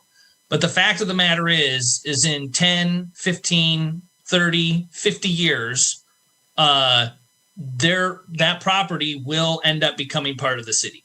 And if somebody, his grandchildren, his great-grandchildren will decide to develop that property, and if that road is not dead end there, it is going to create a bigger problem. I am the one who hates cul-de-sacs and hates private roads. And that is one reason why over on North Redwood Street, there was a much larger master plan put in as far as how those roads were to lay out, so that as each one of those properties developed individually, the roads matched up into a seamless network. So I am vehemently against trying to scoochy these roads around so it does not dead end into that property. I am all for making the applicant put up if it has to be a brick wall at the end of that street to make it nearly impossible for someone to enter onto his property at the end of that road, I am fine, but I will fight tooth and nail to not move that road because it is part of a master plan. It has to dead end there. So with that, I'm just going to open it up to see if there are any questions that we have regarding that chestnut or discussion.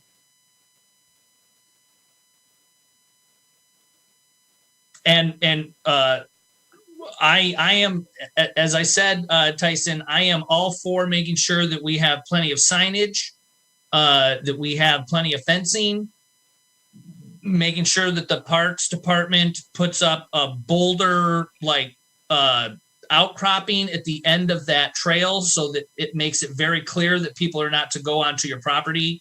But moving that road is not, I just don't see that being a thing.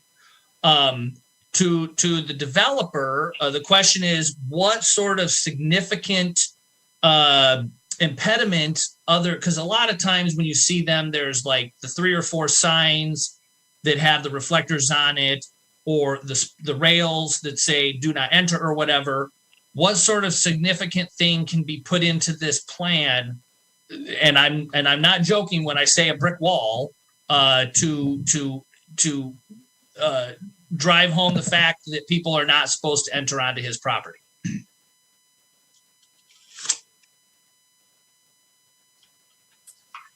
Is that a question for us? That is a question for you, yes. I believe the city standard is exactly what you described, the barrier with the 3 crossbars across it. Yep. So that would be that's what we would propose. It's what the city standard is. It's been tested for public safety, and that's what we would go with.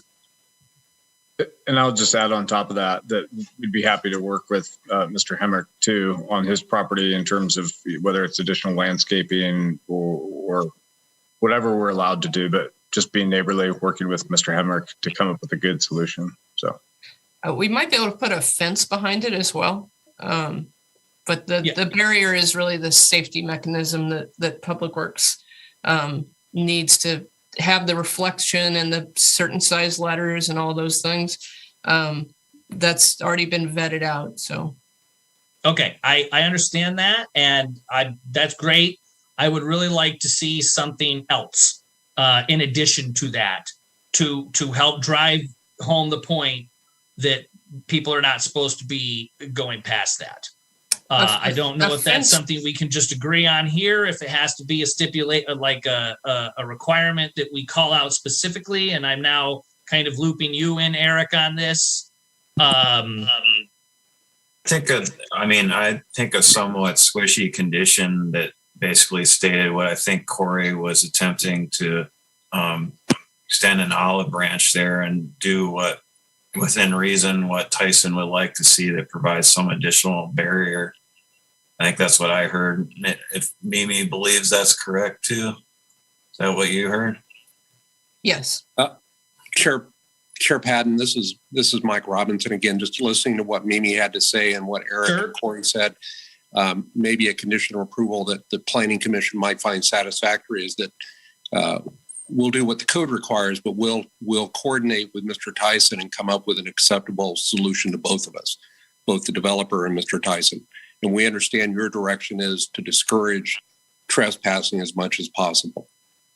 Excellent. Eric, would you be able to kind of draft because I have a feeling there might be a couple of these. And last time, oh my gosh, why did I just forget her name? It's late. She had kind of drafted a couple of so like at the end of the motion, she had already sort of drafted what those conditions of approval would be to be read into the record, if you know what I mean.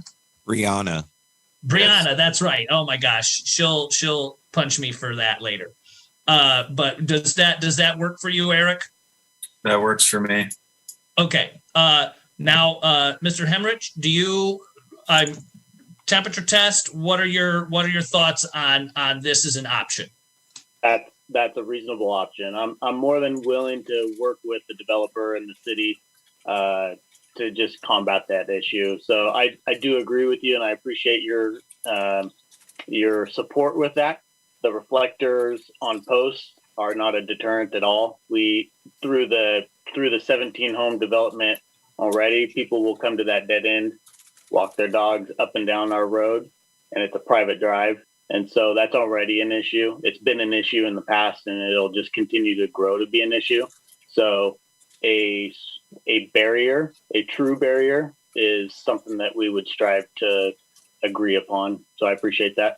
Thank you. Excellent. And if you need additional signage and it becomes a problem, I recommend that you reach out to the city and let them know. As a member of the budget committee, I will call a special meeting and we'll find the money to buy you signs and we'll make this work. I appreciate it. Thank you. So with that, I'm now gonna get us back onto my list. Where did I put it? Okay, so with that, Commissioner Ewert will come to you with any discussion or anything along those lines that you would like to talk about. I don't have anything. You're good. Okay. So with that, we will now move on to Commissioner Jarosh.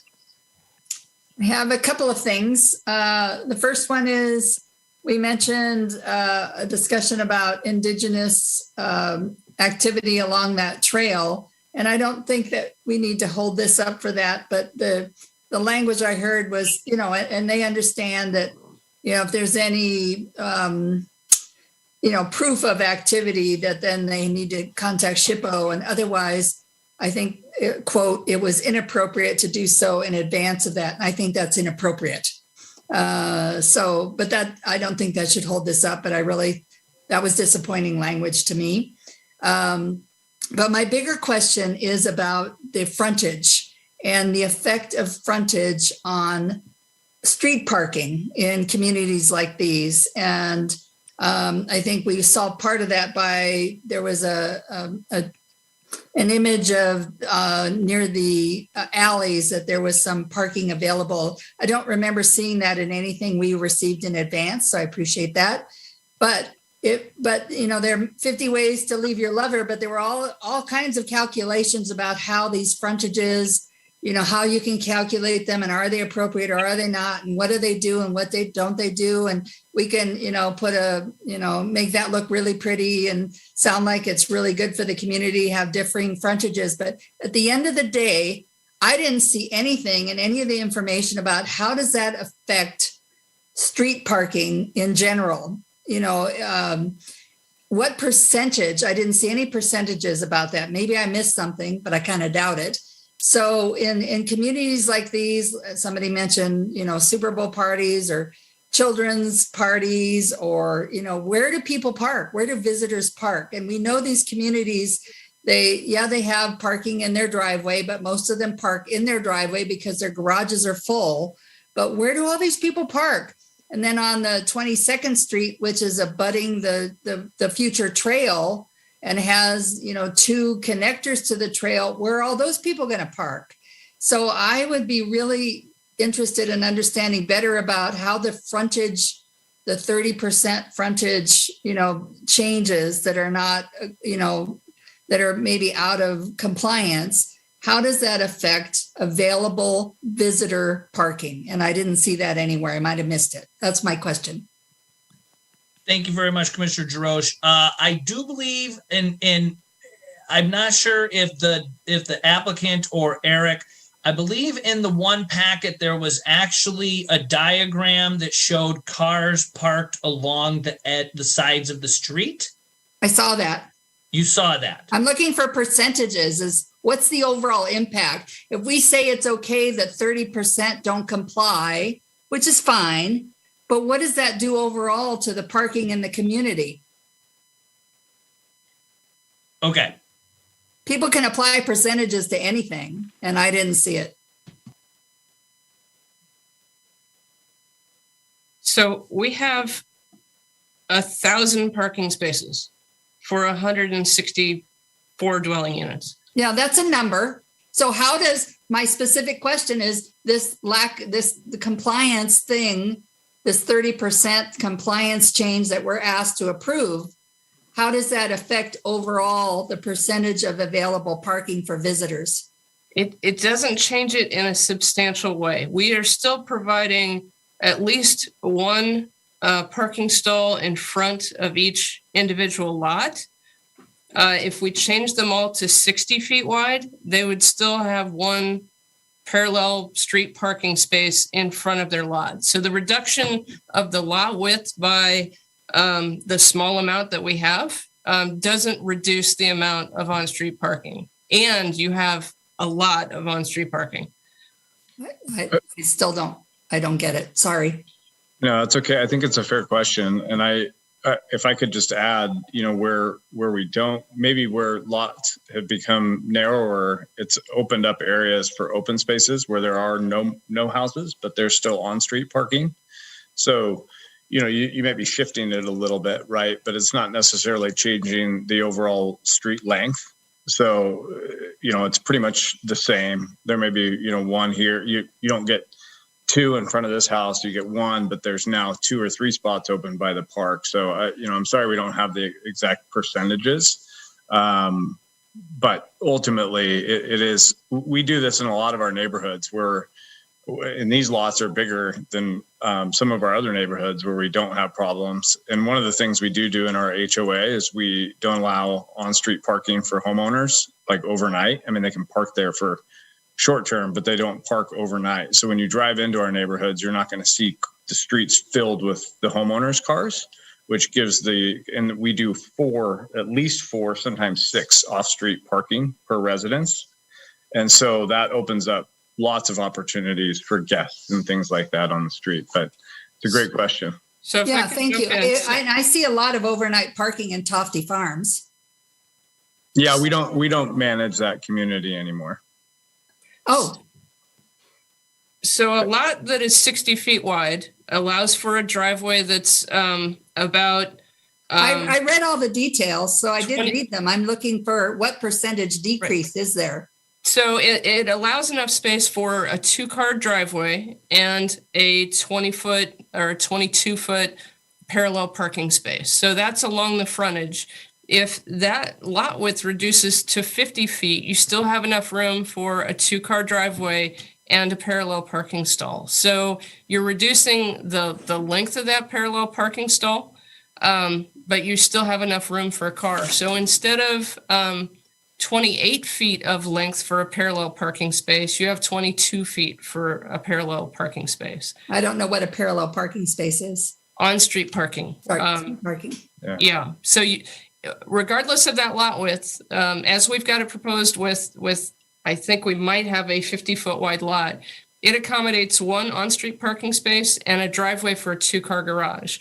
And 60 feet is the same programming. It still allows for a 2-car garage or a 2-car driveway, driveway drop, apron, and 1 parallel parking stall. So it effectively doesn't change the availability of parking either for the driveway or the parallel spot on the street, the on-street parking space. Whether it's 50 feet or 60 feet, you still have a driveway and an on-street parking space. But weren't there some that were less than 50 feet? Not in the zone, not in this zone. We had some that were smaller in the R1, the smaller zone. Yes. But those are permitted to have the smaller size, and that's where we have the alley with the head-in parking stalls. So we've provided additional parking through the head-in parking on the alley. Commissioner Jarosh, if I may, this is a question that I have as well, and I'm going to take a stab at this. Okay. Thank you. So when I look at, I took your map with a color coding, and this is the way I interpret it. You're faced with a problem. To lay this development out in order to maximize the number of lots and not have a lot that is wildly oversized, you need to shrink the frontage of a few of the lots in order to make that all work.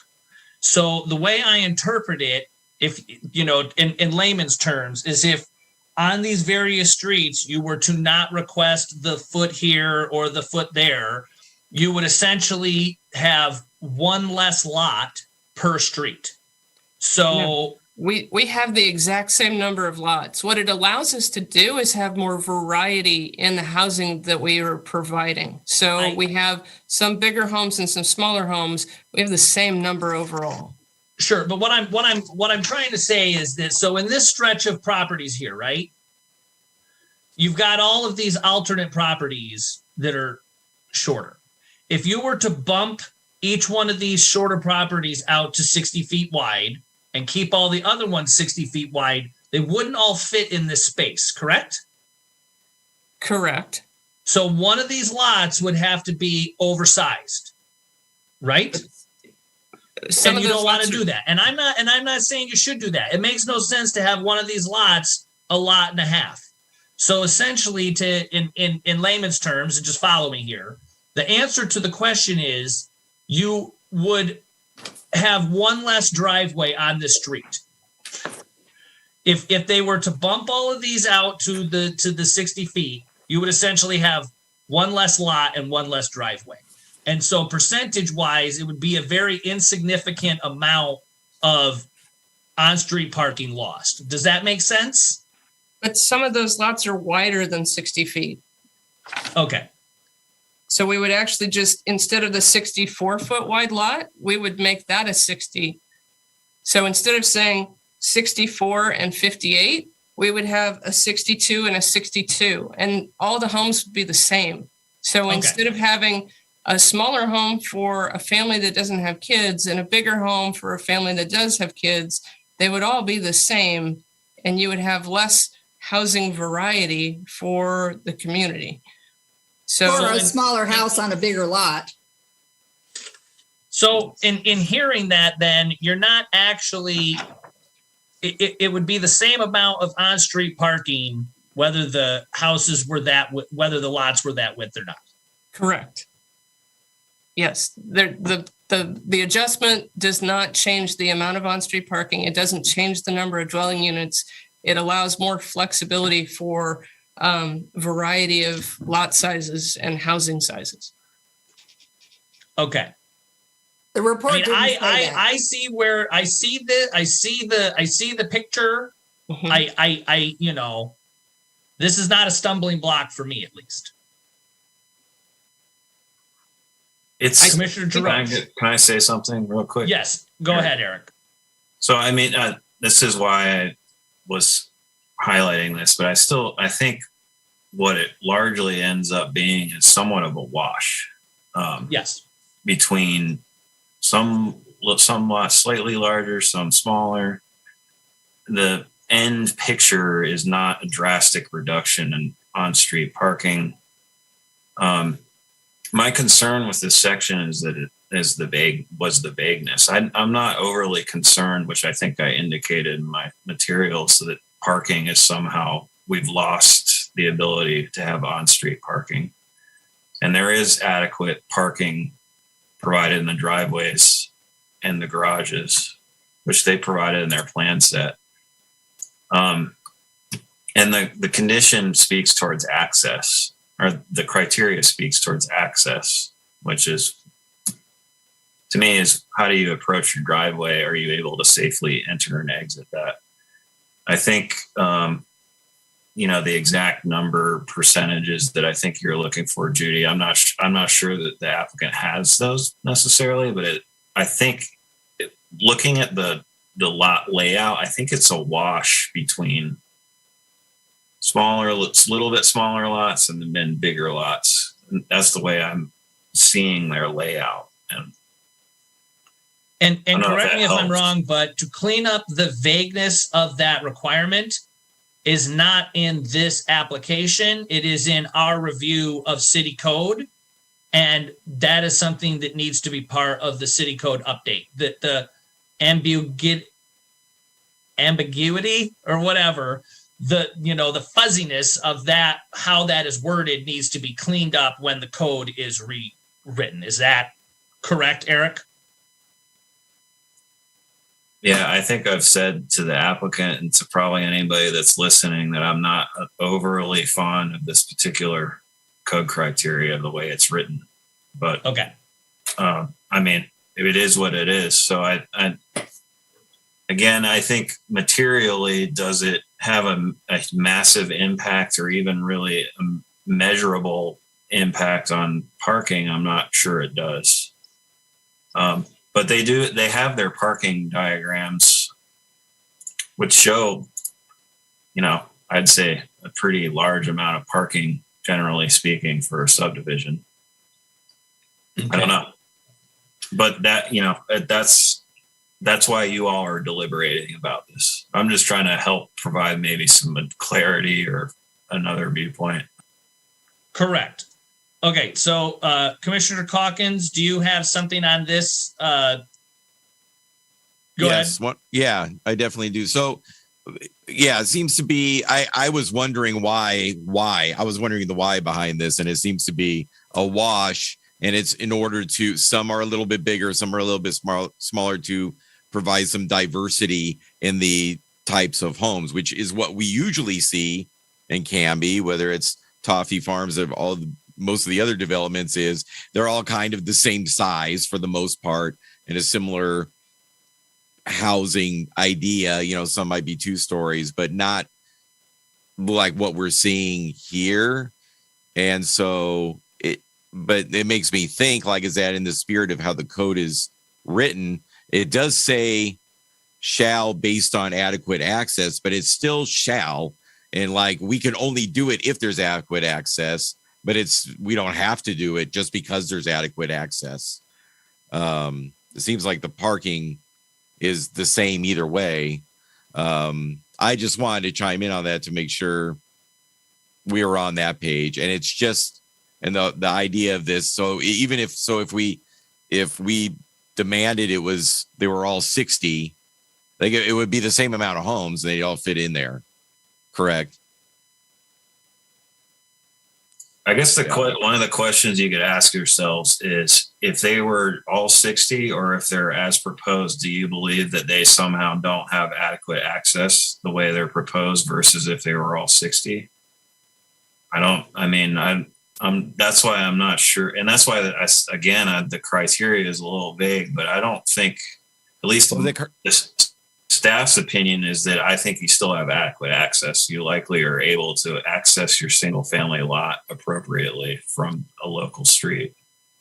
Well, the criteria is we can only approve this, right, if there's adequate access. It's not a shall, it's a may. We don't have to approve it because there, as long as there's adequate access, if we feel like it.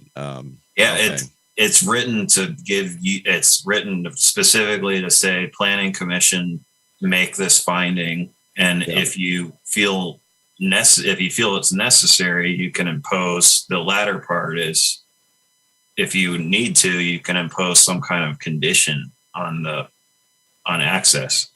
And that's where I had mentioned way back hours ago that I'm not sure what condition I don't know what condition you can apply that's going to change how they're going to be accessed, if that makes sense. Like, okay. Vision plan. Yeah. I agree on that. Yeah. Okay. I won't beat this dead horse. I'm good on this issue. Okay. Okay. Excellent. Commissioner Ewert, you had your hand up. Is it regarding this? Yeah, it is. Are we in commissioner deliberation, or what are we doing here? Have we closed the public testimony, or? We have not closed the public testimony. Okay, well, I will take a quote out of staff's thing on this parking requirement. And staff said that basically all these numbers that we're talking about kicking around here is assuming that the garages remain parkable. If the garages are not parkable, this all goes in the toilet. All the numbers, it all goes away. And I mean, 82% of Americans have 2-car garages. Only 15% of them park in the garages. So those cars that don't park, all the cars that are going to be parking in the garages are either going to be going on the street, or where are they going? I guess Commissioner Jordish had a great question, and I don't see it. And I hear us trying to defend the applicant here, and I'm kind of wondering what we're doing. So, well, I guess what it comes down to, and this is sort of how it's been done in the past, is when we get to a what I would actually like to do is I'd like to put a pin in this topic. Go back to the list, because I have some questions that aren't revolved around this here. I think other people have questions that don't revolve around this. This is clearly a hot button issue. I think we can come back to it, but I would like to get some of the other questions that might be a little easier to answer off the table, so that we can then revisit this and take a temperature test of where we stand on this particular proposal, if that makes sense.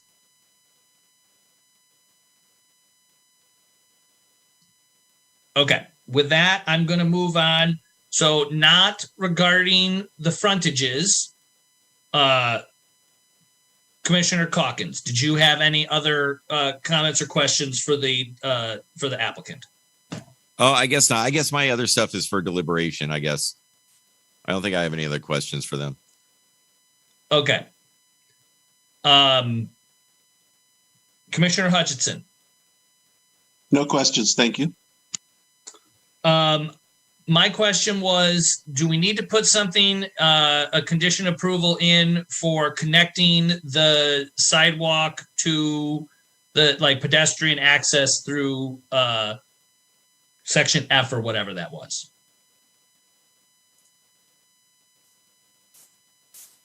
Yes, we can add a simple condition. It sounded like the applicant was amenable to that. Yes, I that was the read that I got. And we got the condition regarding the blocking off of the road, correct?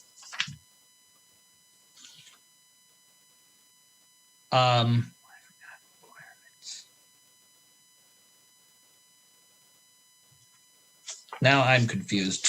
Yes, I wrote some sample language to add as a condition that I can read. Okay. Later. Yep. That is good. I think, where did I put that little book? Ah, right here.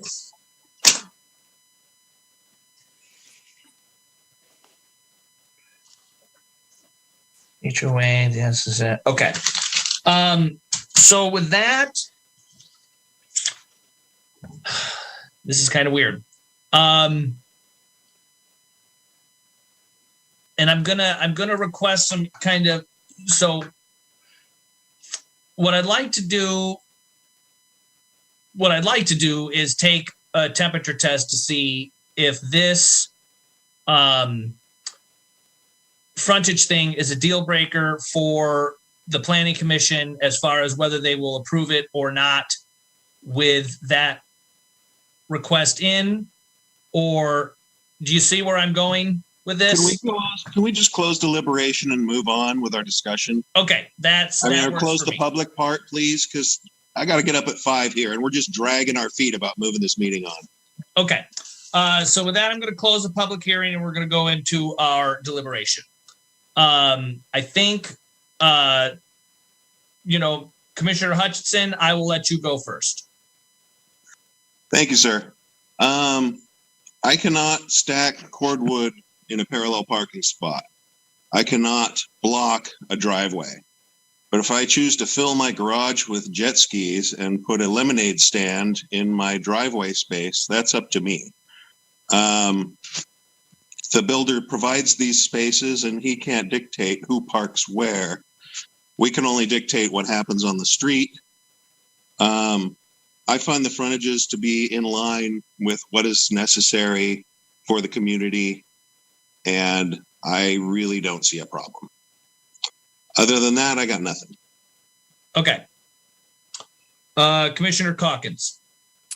Yeah, I'm of mixed mind on it, but I trust and believe that the with differences, either way you go, whether it's 60, a little bit above 60, a little bit below 60, they only can fit one car. So ultimately, I think it's going to match the feel. And I also trust staff's recommendation on that. I am excited about the emerald necklace piece coming in. I think that's awesome to see another piece of that as we move forward with that. And also the roundabout, getting ready for that roundabout piece going in. And I like how everything kind of fits in the neighborhood and the green spaces. I will say the one thing that I would fight on, if it's possible, is I don't like the private alleys. I don't like that the alleys are private. The alleys are fine. I don't like that the alleys are private. And, the other commissioners here probably know the neighborhoods and the areas I'm talking about where we have crumbling infrastructure because 30 years ago, something went in and then it changed multiple hands and the real estate agent didn't tell them they're on a private street or there's a private alley there and it falls apart and no one's got $20,000 to fix it. And I just don't see why. And actually, if staff wanted to take a note down, I would talk about this for our code changes going forward, that we would have a private, we can't assume that 30, 40 years from now, this HOA is still going to exist and everyone's going to have $20,000 when the alleyway crumbles for some reason. And I don't like it. I would, if I could make them or condition, if that's allowed, I would say I want those to be public. But otherwise, I'm cool. Okay. Commissioner Jarosh. Hi. So I'm sorry, I'm out of state and my Wi-Fi dropped, so I'm on my phone now. I won't say no. I'm not going to follow my sword about this, but I think for the future for staff maybe it's too vague. And I think that the applicants could come up with more, fact-based information instead of saying, well, it's nominal or it's not substantial. That's not good enough for me. There need to be some more statistics provided, but I'm not going to follow my sword about it. Okay. Commissioner Ewert.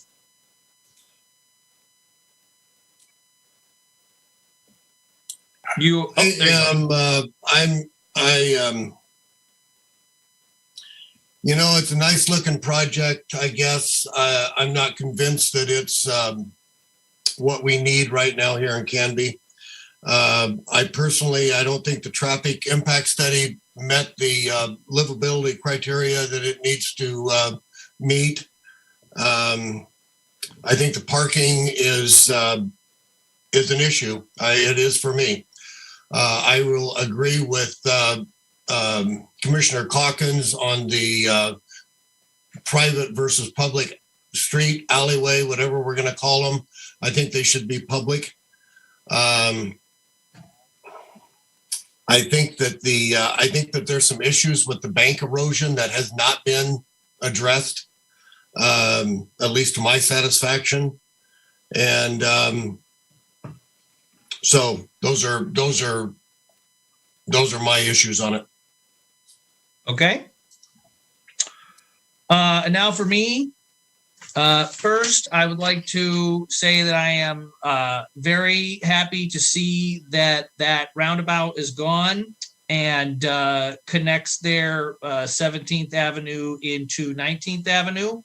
I am a huge fan of that sort of thing, and I think back in the day I had actually requested that 17th connect to 16th, so I'm happy there. As far as the alleys being private, again, I hate private streets, but I understand that if we were to make these alleys public, they would then have to conform with current street standards, and they wouldn't be able to build this out as R 1.5 residential. The roads would have to be wider to hit the city standard, and then it would sink this little area of high density residential. And I am a fan of putting in continuing the high density residential down through there. And Eric, you can correct me if I'm wrong on this, but if we were to make those alleys public, they would need to conform with current city standards, correct?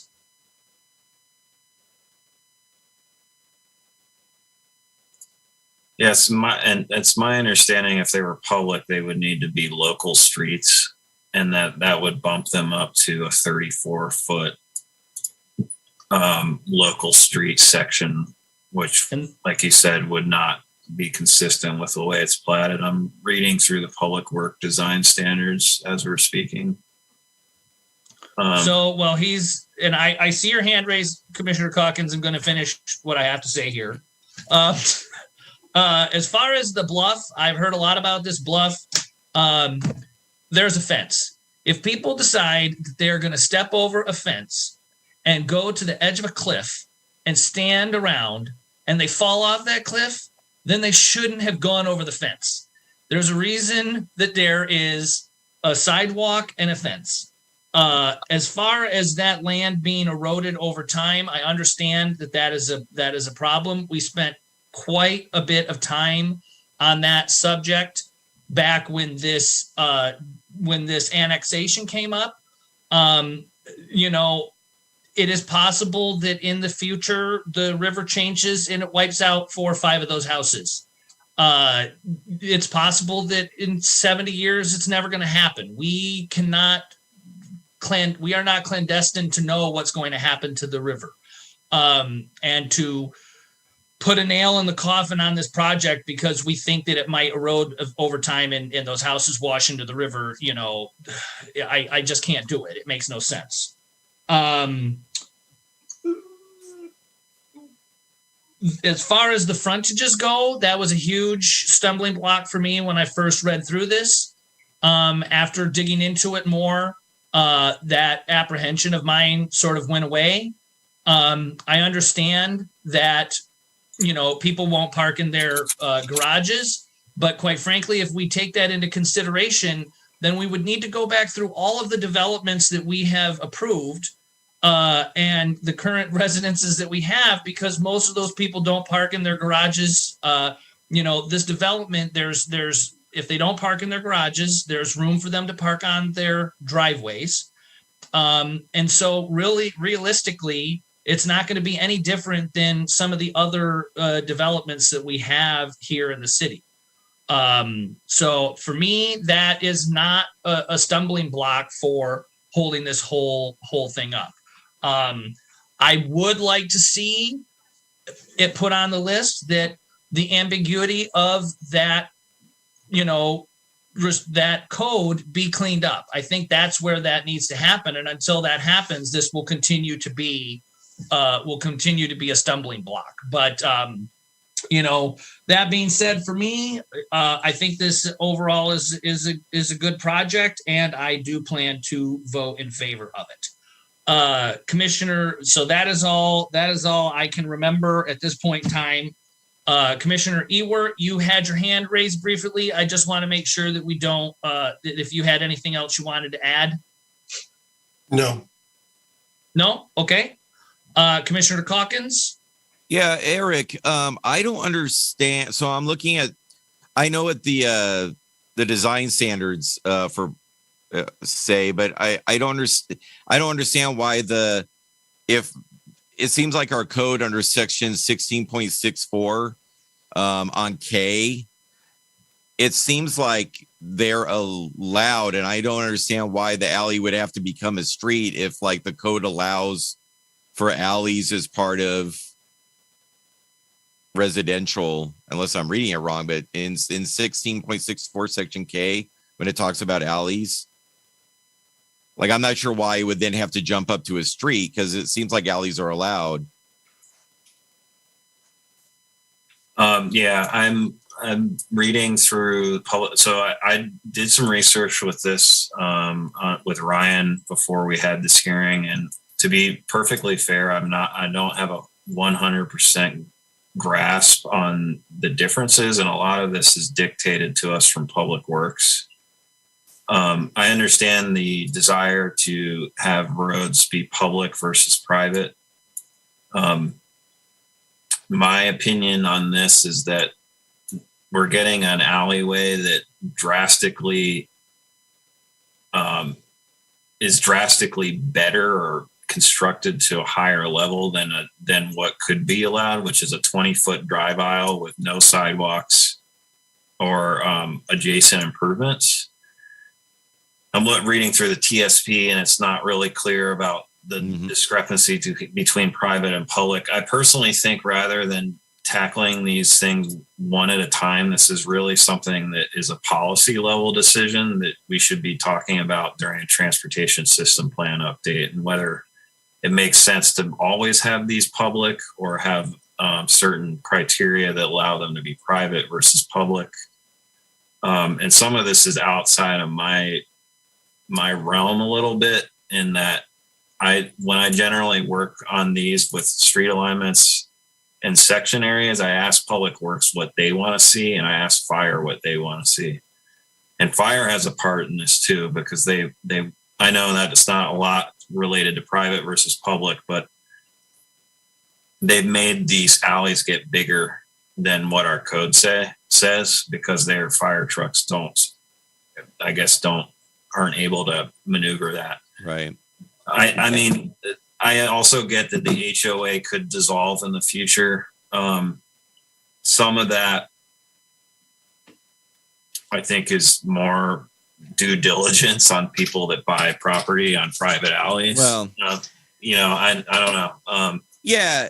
And I appreciate that they're bigger than they're supposed to be. It's confusing to me as a planning commissioner when I look at our code, and the code says that public alleys seem to be allowed. They're in the code. Yet when I say I want this alley I think this alley should be public, it's like, no, that has to become a street. Like, I don't understand that. It doesn't make any sense to me. I think what happens, I think part of it is that if it becomes public, Public Works is telling us they don't want a public alley. They want a public local street rather than this private alley. And I think that's where the deviation occurs. So if somebody says, we want to put in this alley, but we want to give it over to the city, I think what's happening, and I don't want to throw anyone under the bus, but I think Public Works is saying, no. We want a public local street. We don't want to take in this alley that's not to our local street standard. And that's where I think we've been getting private alleys built this way versus a full-blown local street. Well, but what does Public Works prefer does not override like us as what the code says in our quasi judicial body. So I guess what it comes down to is, Commissioner Calkins. Yeah. Do you wish to put in a conditional use that these alleys are to become public rather than private? 1000%, yes. Okay. So, Eric, if we put that, do those conditional uses need to be voted on by the group as a whole, or are they put in there? I can't remember. I think you need to come to a consensus on that. My other feeling is I have a little bit concerned that we condition this and it sets something in motion that basically is not attainable, and then we go into an appeal, and I don't have the sufficient understanding of the relationship to tell you that it's going to work for certain. Okay. So if that is well, the case, let's find if there's a consensus first, I guess, then, because if I'm the only one who feels strongly and no one else cares, then it's a moot point. That's what I'm going for. So, Commissioner Jarosh, do you wish to put in a conditional use that the alleys need to be public rather than private? I do not, not to disagree with Commissioner Calkins, just that there are too many other things that I think are at play, like HOA. Anyway, they're just no, I don't. Okay, Commissioner Hutchinson. I think that if we try to put any kind of restrictions on how the alleys are as designed, we're kind of going to blow apart the highest density part of this development. And I'd rather not do that. But case in point, if the HOA dissolves in the future, then it's going to end up, who takes care of those? It'll end up being on the city's dime anyway. Or will it be on the property owner's dime? Or is this a big hole in our local code that, I feel like there's a can of legal worms here. And one of the things that I kind of try to keep in mind is, what will LUBA think? And in other words, is our code clearly enough on their side? Are we stretching things so far that they could just go around us? And I like to discourage that. But I don't like private streets. Northeast 7th or Northwest 7th out here obviously used to be a driveway or a alleyway once, and it's certainly not up to street standards, but it's a street now. It has a sign on it. I don't understand it, but we've obviously got some growing pains to work out, and this is one of them. My tendency is to not require it for this situation, but it definitely needs addressing. Excellent. Commissioner Ewert. With Commissioner Calkins on this, I think it's important. I think it needs to be taken care of. I get tired of pushing things off and dealing with them later. Okay. Damn it. So it comes down to me. You seem thrilled. I apologize for my frankness. The temperature has dropped considerably in the house, and I'm very cold. So,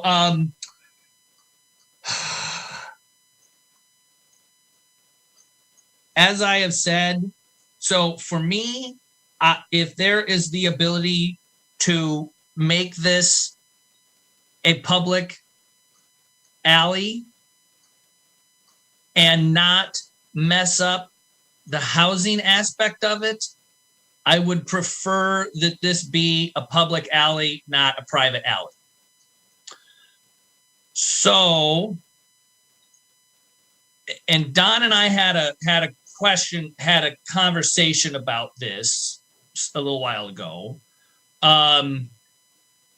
It's my understanding that if something like this comes along, that the applicant is able to request, like it can be essentially tabled or to a date certain, so that research can be done. Is my understanding correct? Well, we closed the public hearing, so the applicant would not be able to ask that the record is held open. And that's why we were trying to do that. Okay, so hasn't waived final written argument, Chair. Huh? We have not waived final written argument, Chair. Okay, so with that, I guess for me, this is a bigger problem that needs to be fixed. I don't see this development being the one to fix it. It's something that is going to have to come through the code changes, and so therefore, I personally will not hold this up because these alleys will be private. So with that, I think, is there any other discussion regarding the application? No? Okay, I'm gonna take a stab at this.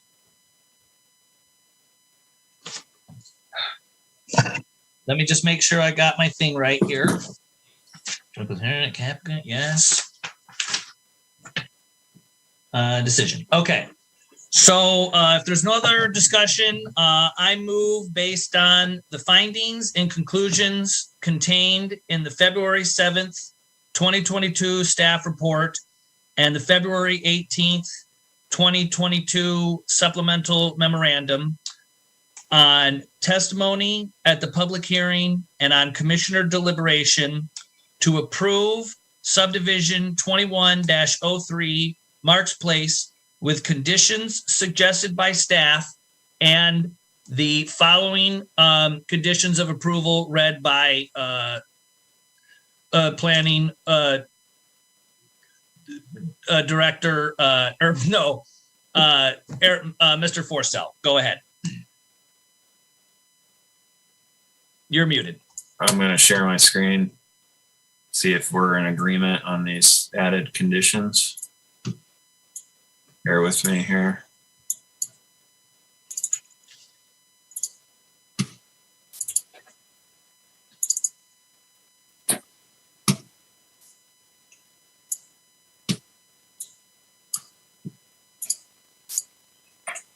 So the first one is the applicant shall coordinate with Tyson Hemrick, owner of adjacent property to the east of Terminus Southeast 22nd Avenue, to provide a barrier to trespass. The applicant shall demonstrate to planning staff that this agreement has been substantially satisfied at the time of construction of this portion of public right-of-way. And then the next condition was the applicant shall provide an ADA accessible pedestrian path in Tract F to connect South Ivy Street with the alley within Tract F. Okay, that is the motion. Is there a second? Judy Jarosh, I second. Seconded by Commissioner Jarosh. All those in favor of, well, first of all, is there any discussion on the motion? Okay, seeing none, we will move to a vote. Commissioner Ewert?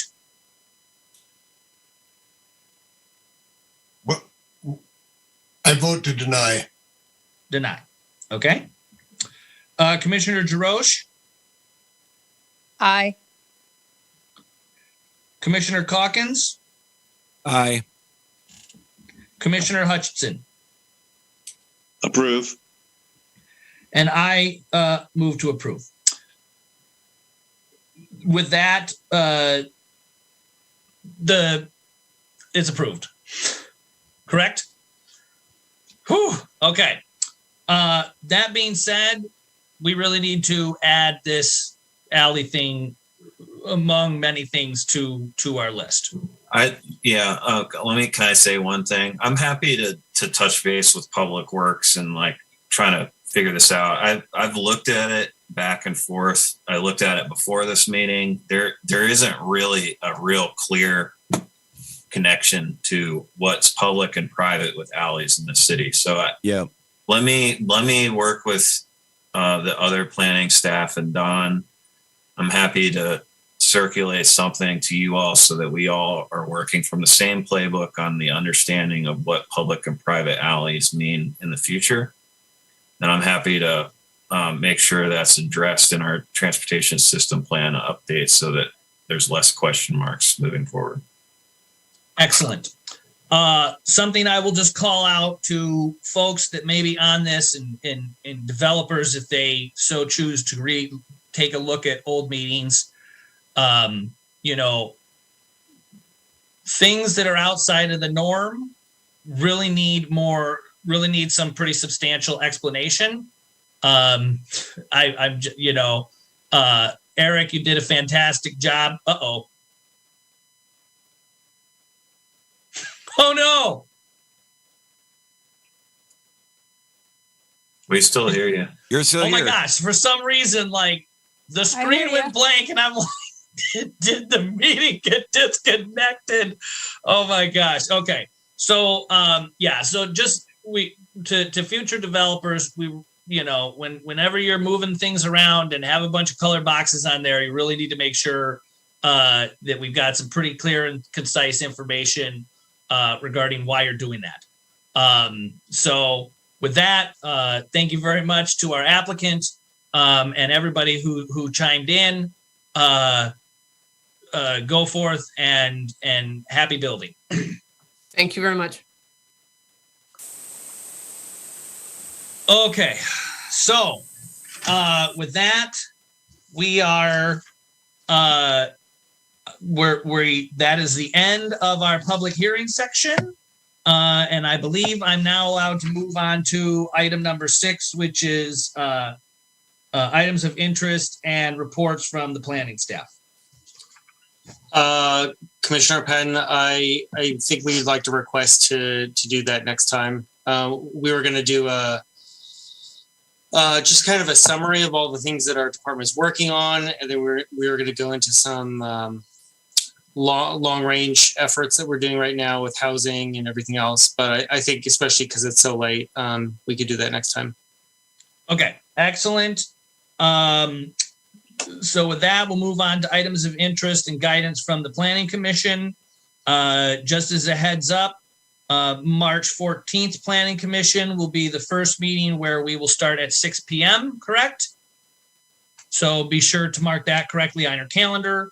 March 28th will be the new start time, and we will be in person at the City Hall in the City Council chambers. To that effect, I will say this: if you want to wear a mask, if you are an applicant or whatever, and you want to wear a mask, you are more than welcome to. We will continue with the Zoom option, so that way people have that available. And I will just stress this: if you are sick, you are stuffy, or you do not feel well, you should not come to the meeting in person. You are welcome to join via Zoom, but I strongly encourage anybody who is not feeling well to not show up at the City Hall and run the risk of infecting us, whether it's COVID or the sniffles or anything else. The Zoom is an option for you to make your life easier and not get everybody else sick. One